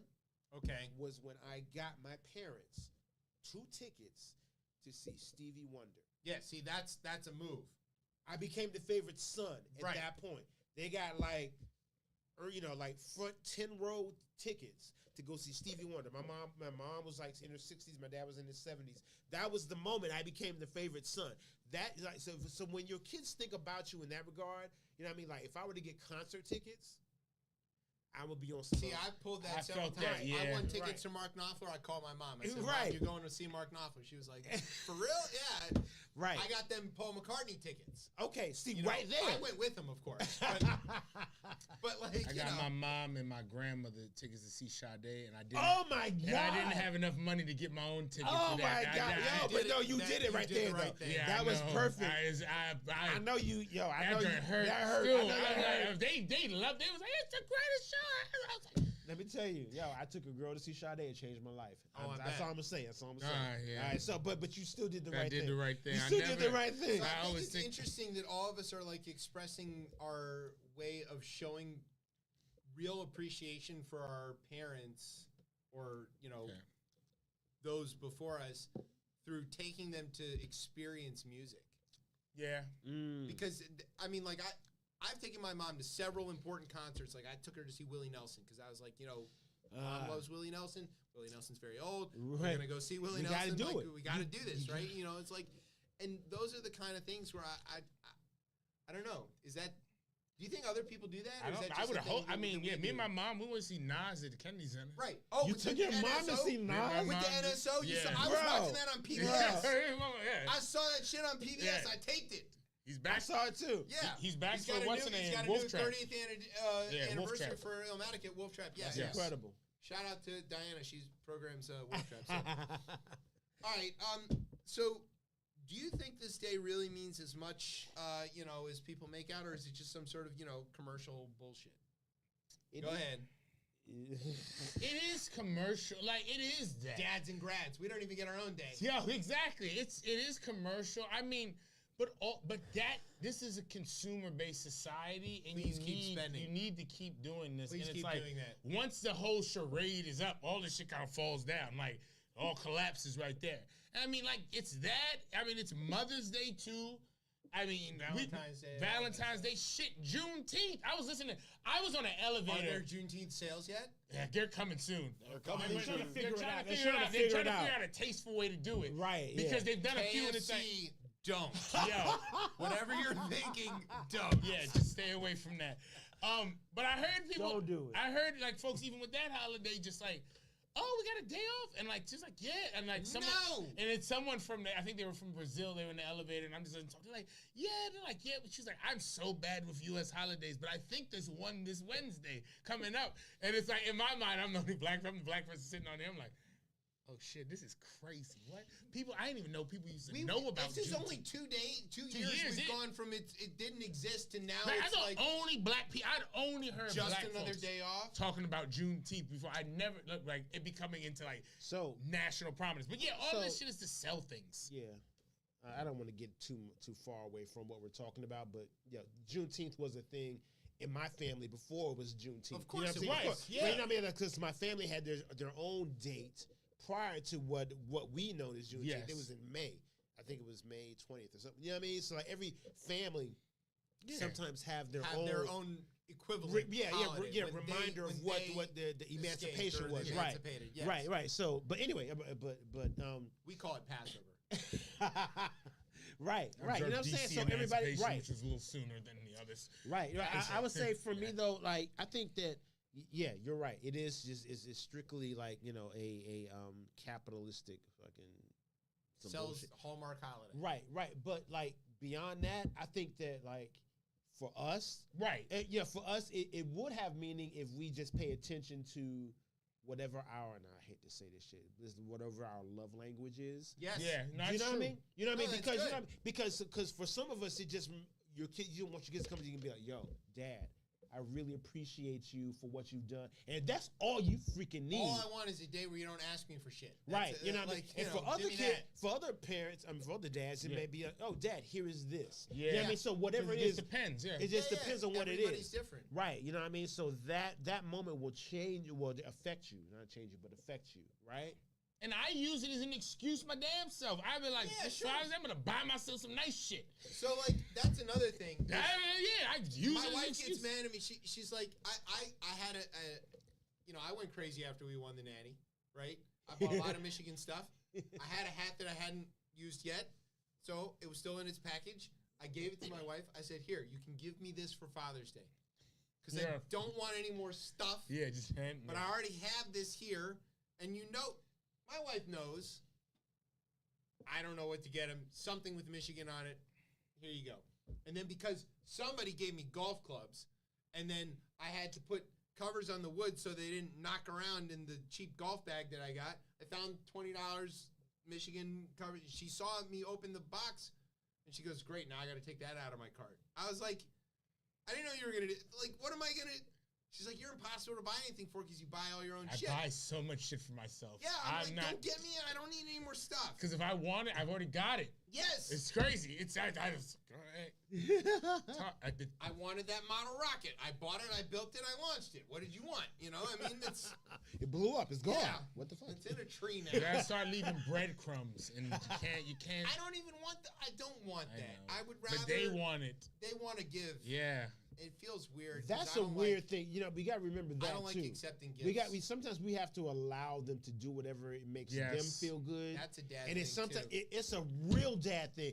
Even if it doesn't make you feel good, you got to let them do the shit that makes them feel good. Like they did something. So you got to be like, "Oh my God, thank you, I got to sit in this bed till noon to wait for you to bring me breakfast in bed. I would rather be up playing golf or or whatever, you know what I mean? Tetris. But I'm gonna wait for you to. Usually I wake up at 7 if I want to go get a breakfast sandwich. I want to get the breakfast Right, sandwich. I'm already gone. I already had it on my day. Would have been going on at 8 o'clock. I bought my wife coffee and I got a number 10 while I was there. Yes. Exactly. I'm sorry. I'm making too much noise. But yeah, you know what I mean? Yes, I'm sorry. Sound medium. I think we're on. Yo, we're on that dad shit right now. I think we're here. That's the idea. So speaking of dad stuff, Byron Donalds and other noted philosophers of our day where this is going. have decried the situation of fatherhood in this country and seem to think that there were better times for dads. What do you make of this? All right, here's the thing, just in general, right? This is like one of those grievances right now where like men is like every and it's like it's such Used a to be straw better man. before. It's such a straw man because like I don't know when men started losing. To be honest, they're like they emasculating that man and the men are earning men. all the women. Yo, even though they outnumber us in the workforce, I can still walk through a fucking alley in the middle of the night, and I don't really nobody afraid. messes with no you. one, they'll leave you alone. I think that's the biggest straw man. This whole thing about like men like being like emasculated or things of that nature. I think that shit is not true. I think it's. I still to this day am very happy that I'm a man. Not a woman. Yeah, I totally agree. I will say that I think that this argument generally is adopted by men who have just not been successful at being men. Yes. Yes. Yes. Yeah. 100%. They're not buying no gifts for themselves. That's why they ain't getting no. It's these incel guys or whatever who can. Yeah, I mean. Nobody's appreciating them for what they currently do, so they're pining for a time when they would be appreciated for doing the bare minimum. The bare minimum, right? You know, Go to work, come home. Mad Men days when you could just show sit up back and that was it. Show up and get I some earned head. my paycheck. Show up and get some head, and then just like Get out of here, wench. Get out of here. It's like, it's the fuck is this? We're not. That's what y'all want to go back to? Yo, it's insane. It's insane. I don't get it. All right, well, since Tez is already calling women wenches, let's go ahead and put him on record saying some other dumb shit. Yo, God. All right, this isn't on the script, but what do you think about all the single moms who claim Father's Day? I agree. I said that to someone today, a barista in a coffee shop, because it dawned on me. I just remembered that this weekend was Father's Day. And the woman made a comment. She was like, "Well, I'm with them so much. Didn't even think about this." And I was like, "Well, happy Father's Day to you then." Yeah. Like, cool. Yeah, because there's a lot of women out there that is doing both. Get Mother's Day? Yo, I can't call it. Yeah, I'm with you. Yo, I can't call it for women who do not have men in their lives who are showing up for themselves or the children in their lives. I get it. I guess I get it. You know what I mean? I can't speak to it because I don't know what that's like. Yeah, you know what same. I mean? Same. So with that hands off, I'm gonna let you do what you Good say answer. what you're gonna say. Do you think childless men are as useless as childless women are? God damn. You just kept going, didn't you? It's what it says on the paper. I'm just reading the paper. I learned from the Southern Baptists that women are only useful if they can have children. That's it. That's all. Yeah. If you don't want no kids, hey, look. Wait till I tell you about my TED talk. I got you. Look, we're underpopulated. Hey, I am. But you know what? I got a solution for that. Immigration. There it is. All right. Speaking of which, let's go right into that TED talk. Wait, no. I think you went too far past. I think you went too fast past that. No, I didn't. Unless you got time. there's a break, and then there's jokes we did. Oh, okay. All right. Worry. I'll shut up. We have to let him do the sad stuff, then we do the funny stuff. All right. Look at these dead-ass birds. Or humans. Remember, you were there for that. You were. That's your voice on that. That was. Yeah, it is. Yeah, you were definitely there for that. Wow. I don't know if folks have been keeping up with this, but there's been a rainstorm in South Florida. Oh.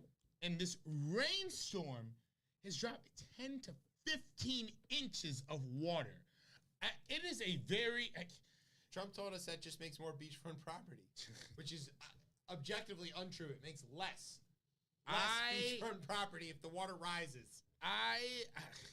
It takes up less. DeSantis just put out it's a state of emergency that's in there. People are in their canoes. I mean, you got to put that in because he wants the federal government money as well. Right, of course he does. We're getting real close to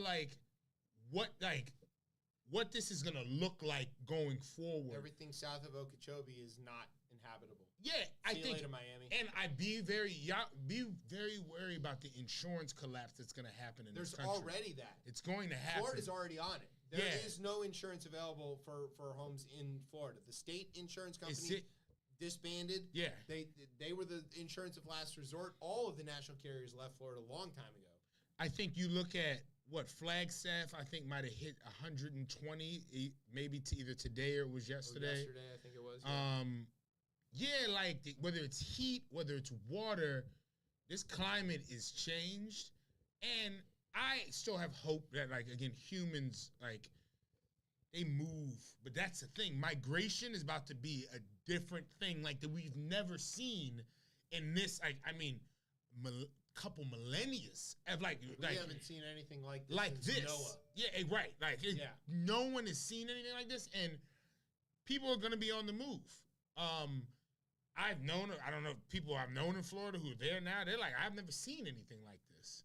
They've never seen, it's like, I've talked to people today around it that was there that can't get back to D.C., like. Because they're stuck behind the floodwater. Yeah, it's, like, flooding, obviously, in the streets, the airports are flooded, like. I mean, I've been in Miami at high tide. High tide, yeah, or the king tide. It's just, I mean, but that's a twice-a-day occurrence. Yeah. Is that all of Miami Beach is underwater. The A1A is impassable for a couple hours every day. And it's, I mean, this is only going to get worse. By miles. So, I don't know. It's or just. Kilometers, I guess we have to start talking. Wow. When we move to Canada. I don't know. I think, it's.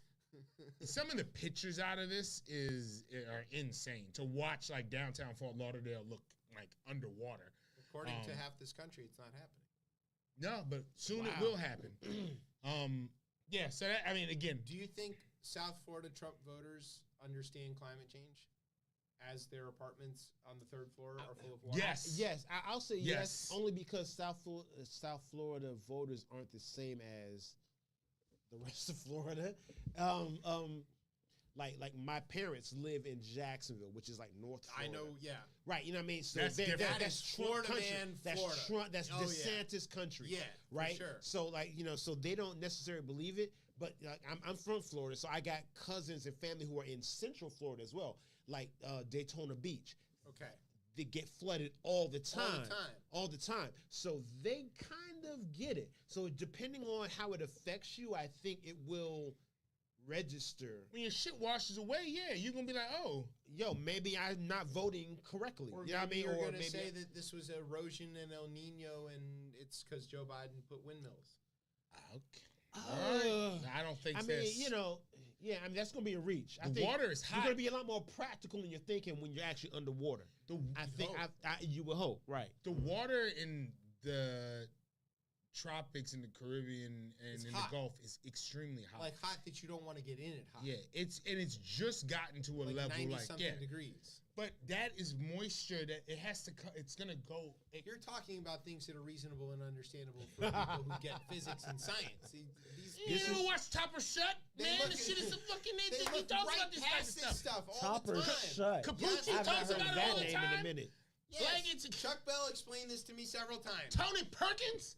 He's not a weather guy. He was a weather guy. He was not, was he? He was a desk guy. He's always been a desk guy. Tony Perkins was. Was he a weather guy? Y'all don't remember. When? Y'all don't remember it? Before he went to ABC? Oh, yeah. On Fox? I don't remember that When shit. he was on Channel 5. Yeah, Yes, he was the weather guy. on Channel 5. Yeah, see, that's crazy. People don't think of Tony Perkins as the weather guy.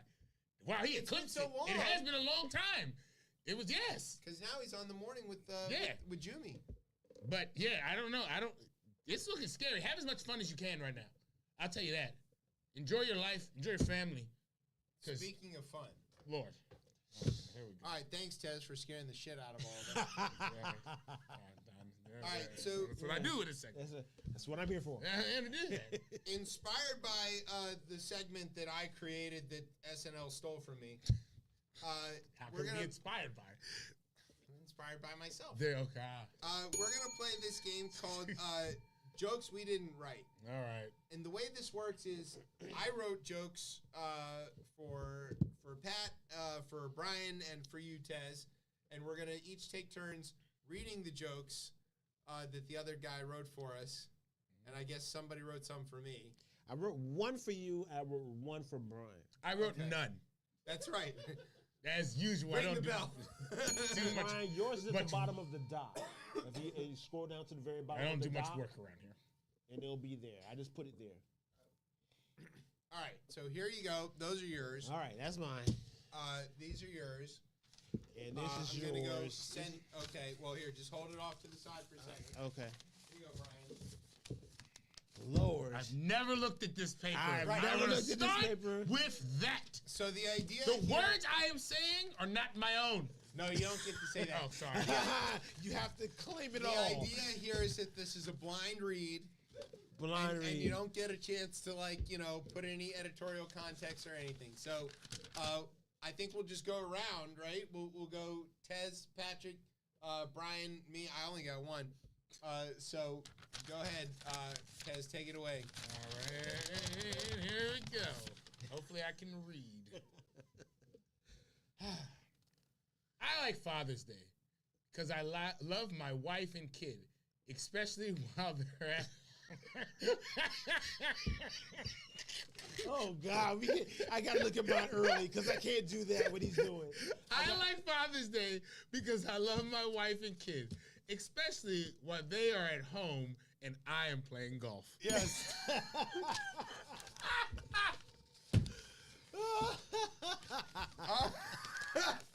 Okay, Pat. I have not read the second one. All right.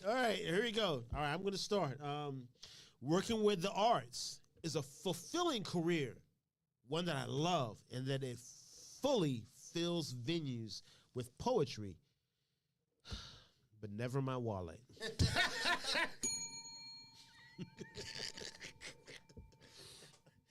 All right, here we go. All right, start. All right, Brian, your turn. Good start. Right, I'll read this one first. Oh, God. I have a confession. I know I'm supposed to be media and tech support, but you guys are so boring that most of the time, unbeknownst to you, I'm over here scrolling through Pornhub under keyword Boba Beetle's juice.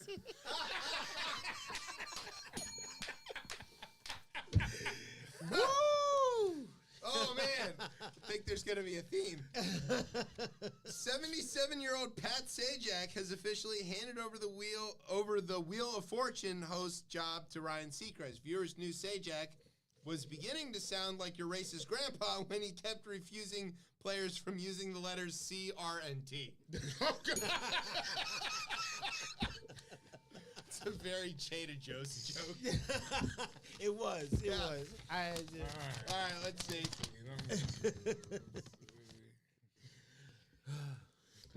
A lot of people think I'm angry about the lack of policy on climate change. I am. But I'm also angry about all the people in line ahead of me at the gas station.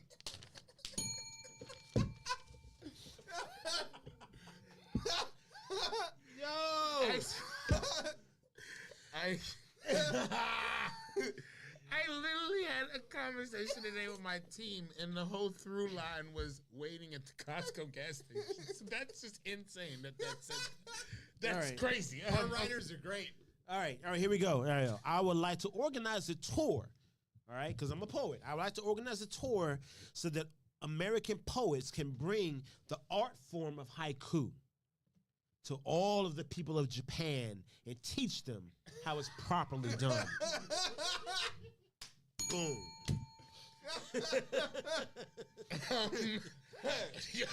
Because they don't know. Amazing. Yes, amazing appropriation going on right there.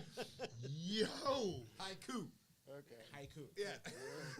This is interesting. Jesus.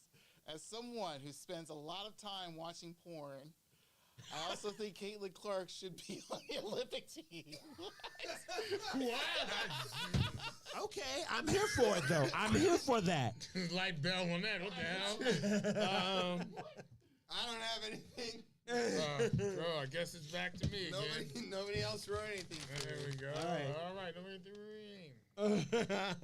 Oh, God, I knew this was coming. This is the most writing I've ever done for this show, and Chip did it for me. Yep.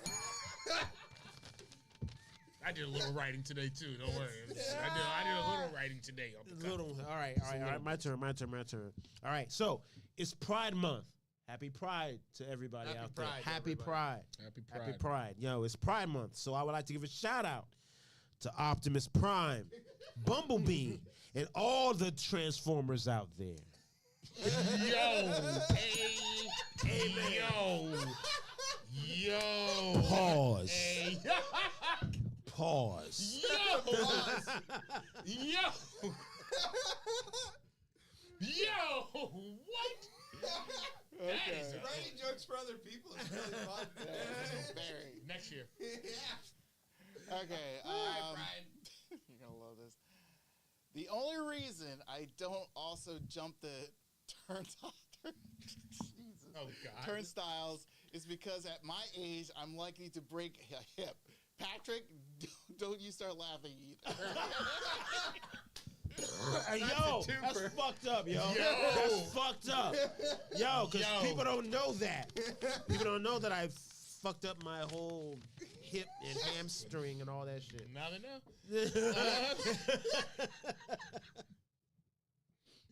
It's fucked up, yo. What did I write for number 4? I don't even remember. I celebrated Pride Month the traditional way this year by buying rainbow shit at Target and complaining that the parade messed up traffic.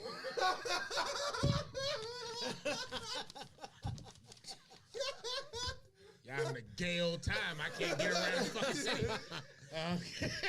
Between that and the fucking Colombians, the fucking the Colombian USA, and y'all protesting, and y'all care about Gaza, y'all don't care about the fucking Uyghurs. But shit, yeah, I can't go any fucking where. I'm all spun up. Yeah, that's it. Oh my God. All right. I'm proud My of turn. myself. Some of the bad. I editorialized the end of that. All right. Sorry. My turn. All right, yo, so my confession, all right? The true reason I got into poetry all those years ago was to meet white people. And all I really got was Chip. I didn't get the white girls with dreads or nothing like that. I didn't get none of that. I got Chip. Christ. Yes. You got any left, Brian? I got 2 more. Here's Okay. one. Oh shit. Okay, I'm done. I am now also banned from several theaters in Colorado, and I think you all know why. Yeah. Yo, why is everything involved with porn over there? I don't know. Brian loves Bovard. Yo, that's it. Okay. Slapstick comedy. Woo! Oh, and what you do with your stick is your Slapstick. What you do with your stick is your own business. Wow. Not touching that with a 20-foot pole. Chicken chokers. What's the last one, bro? Wait, he got one more. Oh, you want to go? You have one more? I have another one, too. Oh, okay. Yeah, you got 2 more. Oh, God, I have 2 more. Did I do it? What the fuck? Okay. Right-wing parties recently swept elections in Europe. I recently renewed my English passport for reasons. Yo. Hey, I'm going to start a business in England. That's why. Oh, yeah. Pro-business. About to take a field trip and shit. Exactly. Woo. All right, this is my last one. No one's from England anymore. Just bring your camera. That's all I'm saying. So just like Tez here, I have been ashamed to admit until now, but I voted Republican several times, including in 2016. Oh my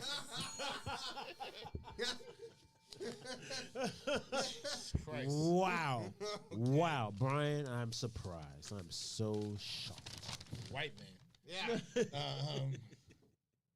What do you got for the last one? One of the following statements is true. Liz Cheney is my hero, and I was on time today. I was on time. I got here at 9:29. Well, that means I got here at 9:29. I was on time today. All right. You got a last one, I think. Oh, yes, I do have a last one. Yeah. What do you call a white guy who hangs around a black radio station all the time? What? Brian.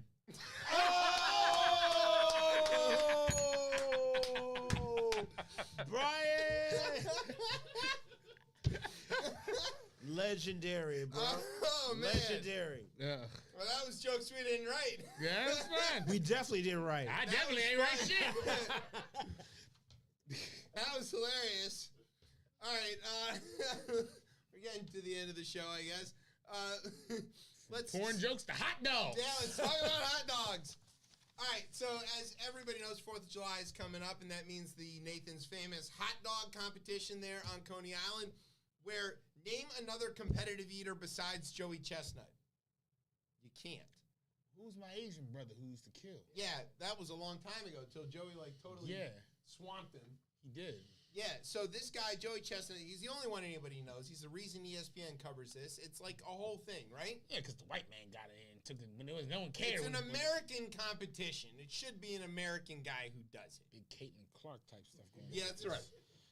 So anyway, Joey Chestnut cut a few commercials for the folks over there at Impossible for their Impossible hot dogs, and well, Nathan's banned him.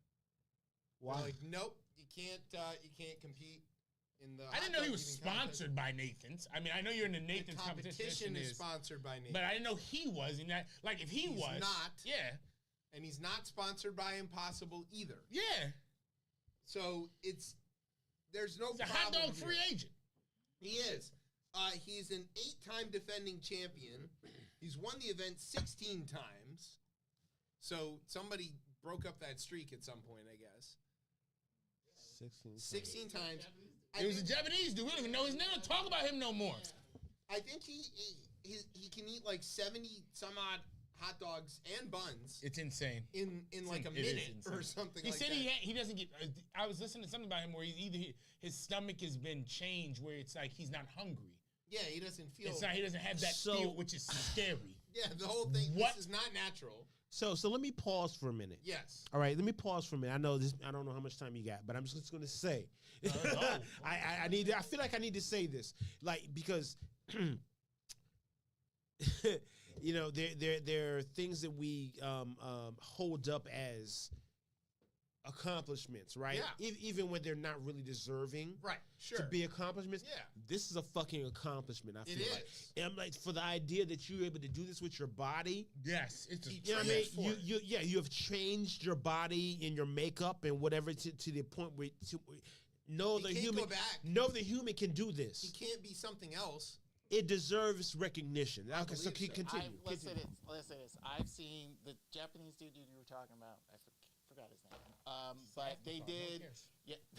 But they did a mini documentary about him leading up to one of his last wins at Nathan's, and the way he had to eat to prepare for just that match is completely insane. It's gross. It's gross. It's you know, mind you, it's like in a weird way of training. It's like you're consuming more food.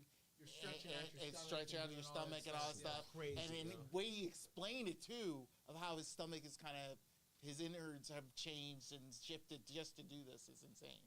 But based off of this story here, I did read a little bit of it. It is kind of stupid for Nathan's to deny because of the fact that he promoted something that he's not fully sponsored by. So I just feels like it's not even meat. Yeah, and the thing is like for Nathan's is like, dude, you're interrupting a streak unintentionally, you know, because of the fact of this. I mean, unless you want a new champion, then say so and have mind you, have a term limit and say, hey, you can only win this amount of times. We need a new champion. But no, it's stupid to me.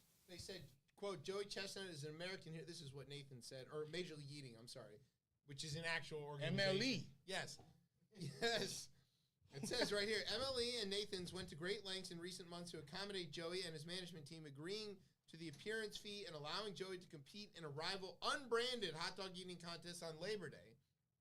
For nearly 2 decades, we have worked under the same basic hot dog exclusivity provisions. What a sentence. The fuck? However, it seems that Joey and his managers have prioritized a new partnership with a different hot dog brand over our long-time relationship. Joey Chestnut is an American hero, and we would love nothing more than to have him at the Nathan's famous International Hot Dog Eating Contest. We hope he returns when he is not representing a rival brand. He did some commercials for them. He's not representing him. He's not going to wear their shirt while he's eating your hot dogs. He's there standing under a giant Nathan sign. I don't know how much more. Fuck do they need? And you get on ESPN to watch this guy eat this under your sign. Another hustling backwards. Yeah, I feel like this is dumb because now we're talking about it and laughing at them. Or it allows them to hit we've thought about this and we've changed this right beforehand, and then everybody sits down to watch because Joey's back. It could be a whole ploy. Yeah, maybe they come out with a reason to let it back in. Yeah, and then everybody's But gonna within go the watch. next Yeah, he's got 3 weeks. Right. It's about right. Yeah, he's got 3 weeks. It's about right for them to have had a change of heart or to come to some sudden contract negotiation. Yeah, I think this. I don't know, man. This could be. It's a little bit like those fake rap beefs. Yeah. I don't know. All beef hot dog, all beef wrap. Jesus Christ! Like you know those random before the Super Bowl commercials come out, and they do these weird things. And we're killing off Mr. Peanut, and then it turns out he's there. Or the M&Ms, they got the green one with the sexy. Well, let's say this by that show in July, the first show of July, after the 4th of July. We'll give an update on this. Yeah, we'll have an update on this. It might be a new winner. Yeah, it could be us. You never know. Be honest though, there's only one hot dog anybody should be eating. Hebrew National. Oh yeah, that's the only friggin' hot dog. That's my choice. For obvious reasons. But no, it's not a better one. I don't think. I don't buy anything else. Yeah, except I now the Giants got the half smokes. Ben's half smokes. Ben's half smokes. Spices. I had. This is gonna be terrible. Maybe we don't have this clip here. Never really been a big fan of Ben's personally. Never been a big fan personally for me. Never really tired. It's okay. You're entitled to your opinion. Exactly. Everybody else loves it. I get it. It's not for me. I did have a half smoke at and I actually like the hot dog. Sometimes everything on it to me is a little too much for it. I like a half smoke all the way. Oh, yeah. Spicy. I had spicy. I had one at Nats Park for the first time. Not a real one. It was really good. I'm sure it's good. Really good. It's not off that grill. I will say, I have made. I like the ones that I get at Giant, and I do them on the grill over charcoal. Yeah. Put a little char on them. That's not the way they come off the grill at Ben's at all. No. But I gotta say, I like them. Pretty good. Little cheese, little chili, little onions. A little cheese, a little chili, a little onions. Yeah, that's little. The key. You don't want to overwhelm the half smoke. Exactly. That's why I've found a few times I've went there and the shit was overwhelming. Too much cheese will wreck it. Yeah. I just need to. Too much onion, not a problem. Because to be honest, I'll go to the friggin' guys on the street and grab a fucking half smoke. Hey, dynamite. Yeah. So what's the chili? What's the deal with the chili though? You gotta have chili. Yeah, the chili on it, but it's enough. But not just too much. Enough, not though. too much. Sometimes it's too much. The sweetness of the chili, it's helpful. But I don't want balance of spice. I don't want all of that on because I want to taste the spice. Yeah. Gotcha. All right, now for the last story tonight, which is the most chip-chat story you could possibly imagine. Yeah. FedWatch. Inflation is improving, but prices are still growing faster than normal. The economy is slowing, but not enough to convince the Fed that it can take its foot off the brake. So they had a record jobs last week. 272,000. Crazy. Jobs, keep making jobs. Yeah. Because we're in a recession. And inflation is at 3.4.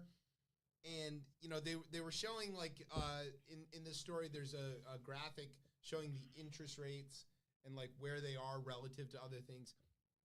They're up, the prime rate, something like 5.25 and 5.5. It's between there. It's not.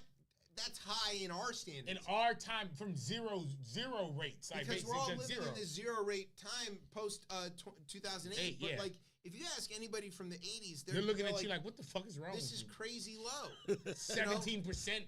Yeah, crazy. They all were paying 11, 12% on their houses, and people are whining at 7%. They think that's crazy. Volcker days? Ugh. Yeah, we're nowhere near. He was raising interest rates it's 2 points at a time. Crazy. It's shocking to the economy. Literally shocked the economy. Yeah. It was stop everything now. We're not there. The soft landing is working. They're calling for a rate cut. They keep pushing this off. They were saying it was going to happen in June. I don't think there's going to be one this year. They're sort of angling towards September and December. I think they do one for the market. That's the only reason. But I think we're still going to be up and down. This doesn't level out until next year. I don't think it happens until if it happens at the end of the year because it doesn't make sense. The market's still strong, right? And everything else seems to be moving. And the other one as well too, which I know Jerome Powell is very, very he doesn't cautious want to about. Look political. Yeah. So he won't do it before the election, even if it warrants. Yeah, and he would do the one that, I mean, obviously at the end of the year, once we've settled he can get away with it then. Right. Yeah. He won't do it before November because he doesn't want to look like he's juicing the Biden economy. Exactly. Even if it's the right thing to do mathematically. Yeah.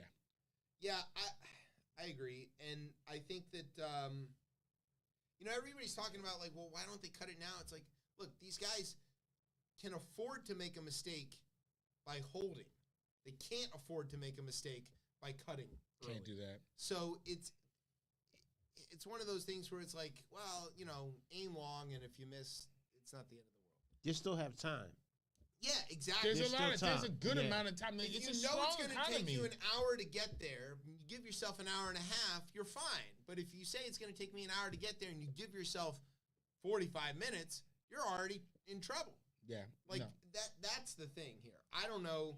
And they've slowed. I mean, you can look at they've slowed the economy in places they needed to do it. Housing was insane. Housing is still a problem, but the Fed doesn't have as much control over that as you might think. But they have a lot of control over the interest rates for people buying houses. But they've stopped because no one is. If we remember specifically in the pandemic, those low rates. The people like cash offers, the bidding wars, people leaving the cities to go move other places. Correct. And that was not good for inflation. We need to stop people from buying houses. Sucks kind of for me, but whatever. I get it. It's kind of fucked me a little bit, but whatever. New housing starts are up. Yes. Like they're building more housing stock even in the midst of high rates because there's an anticipation that eventually and it's needed as well too. It's critically needed. And if you want to push the prices in housing down, it's not so much about the rates as it is about the supply. But you can stop the people who are going and doing cash offers and going at the people who had the money by jacking the rates up. That's exactly right. And they had to do that. Yes, it was insane. There was no way. It was crazy. People were paying double on a house just because they had the cash and they were going to do it. Yeah, it's right. This is the right thing to do. I don't think there's anybody. I don't think there are serious economists who are arguing against the current policy of the Fed. I think there are people who are trying to score political points who are arguing against the policy of the Fed. But I don't think those people understand what the Fed is. I think February and March just shocked them. They weren't ready then for what happened, right, with CPI and that. And they're like, all right, cool, we're gonna hold off because we were talking about this being 4 cuts this year. Yeah, but they were talking about inflation being down under 2%, and it's not. And it's not. And also... And it might never get there. It might not get there, and the drivers of it are different from what they were before. Yeah. People have to understand that the economy has shifted in ways that, frankly, we don't have models for.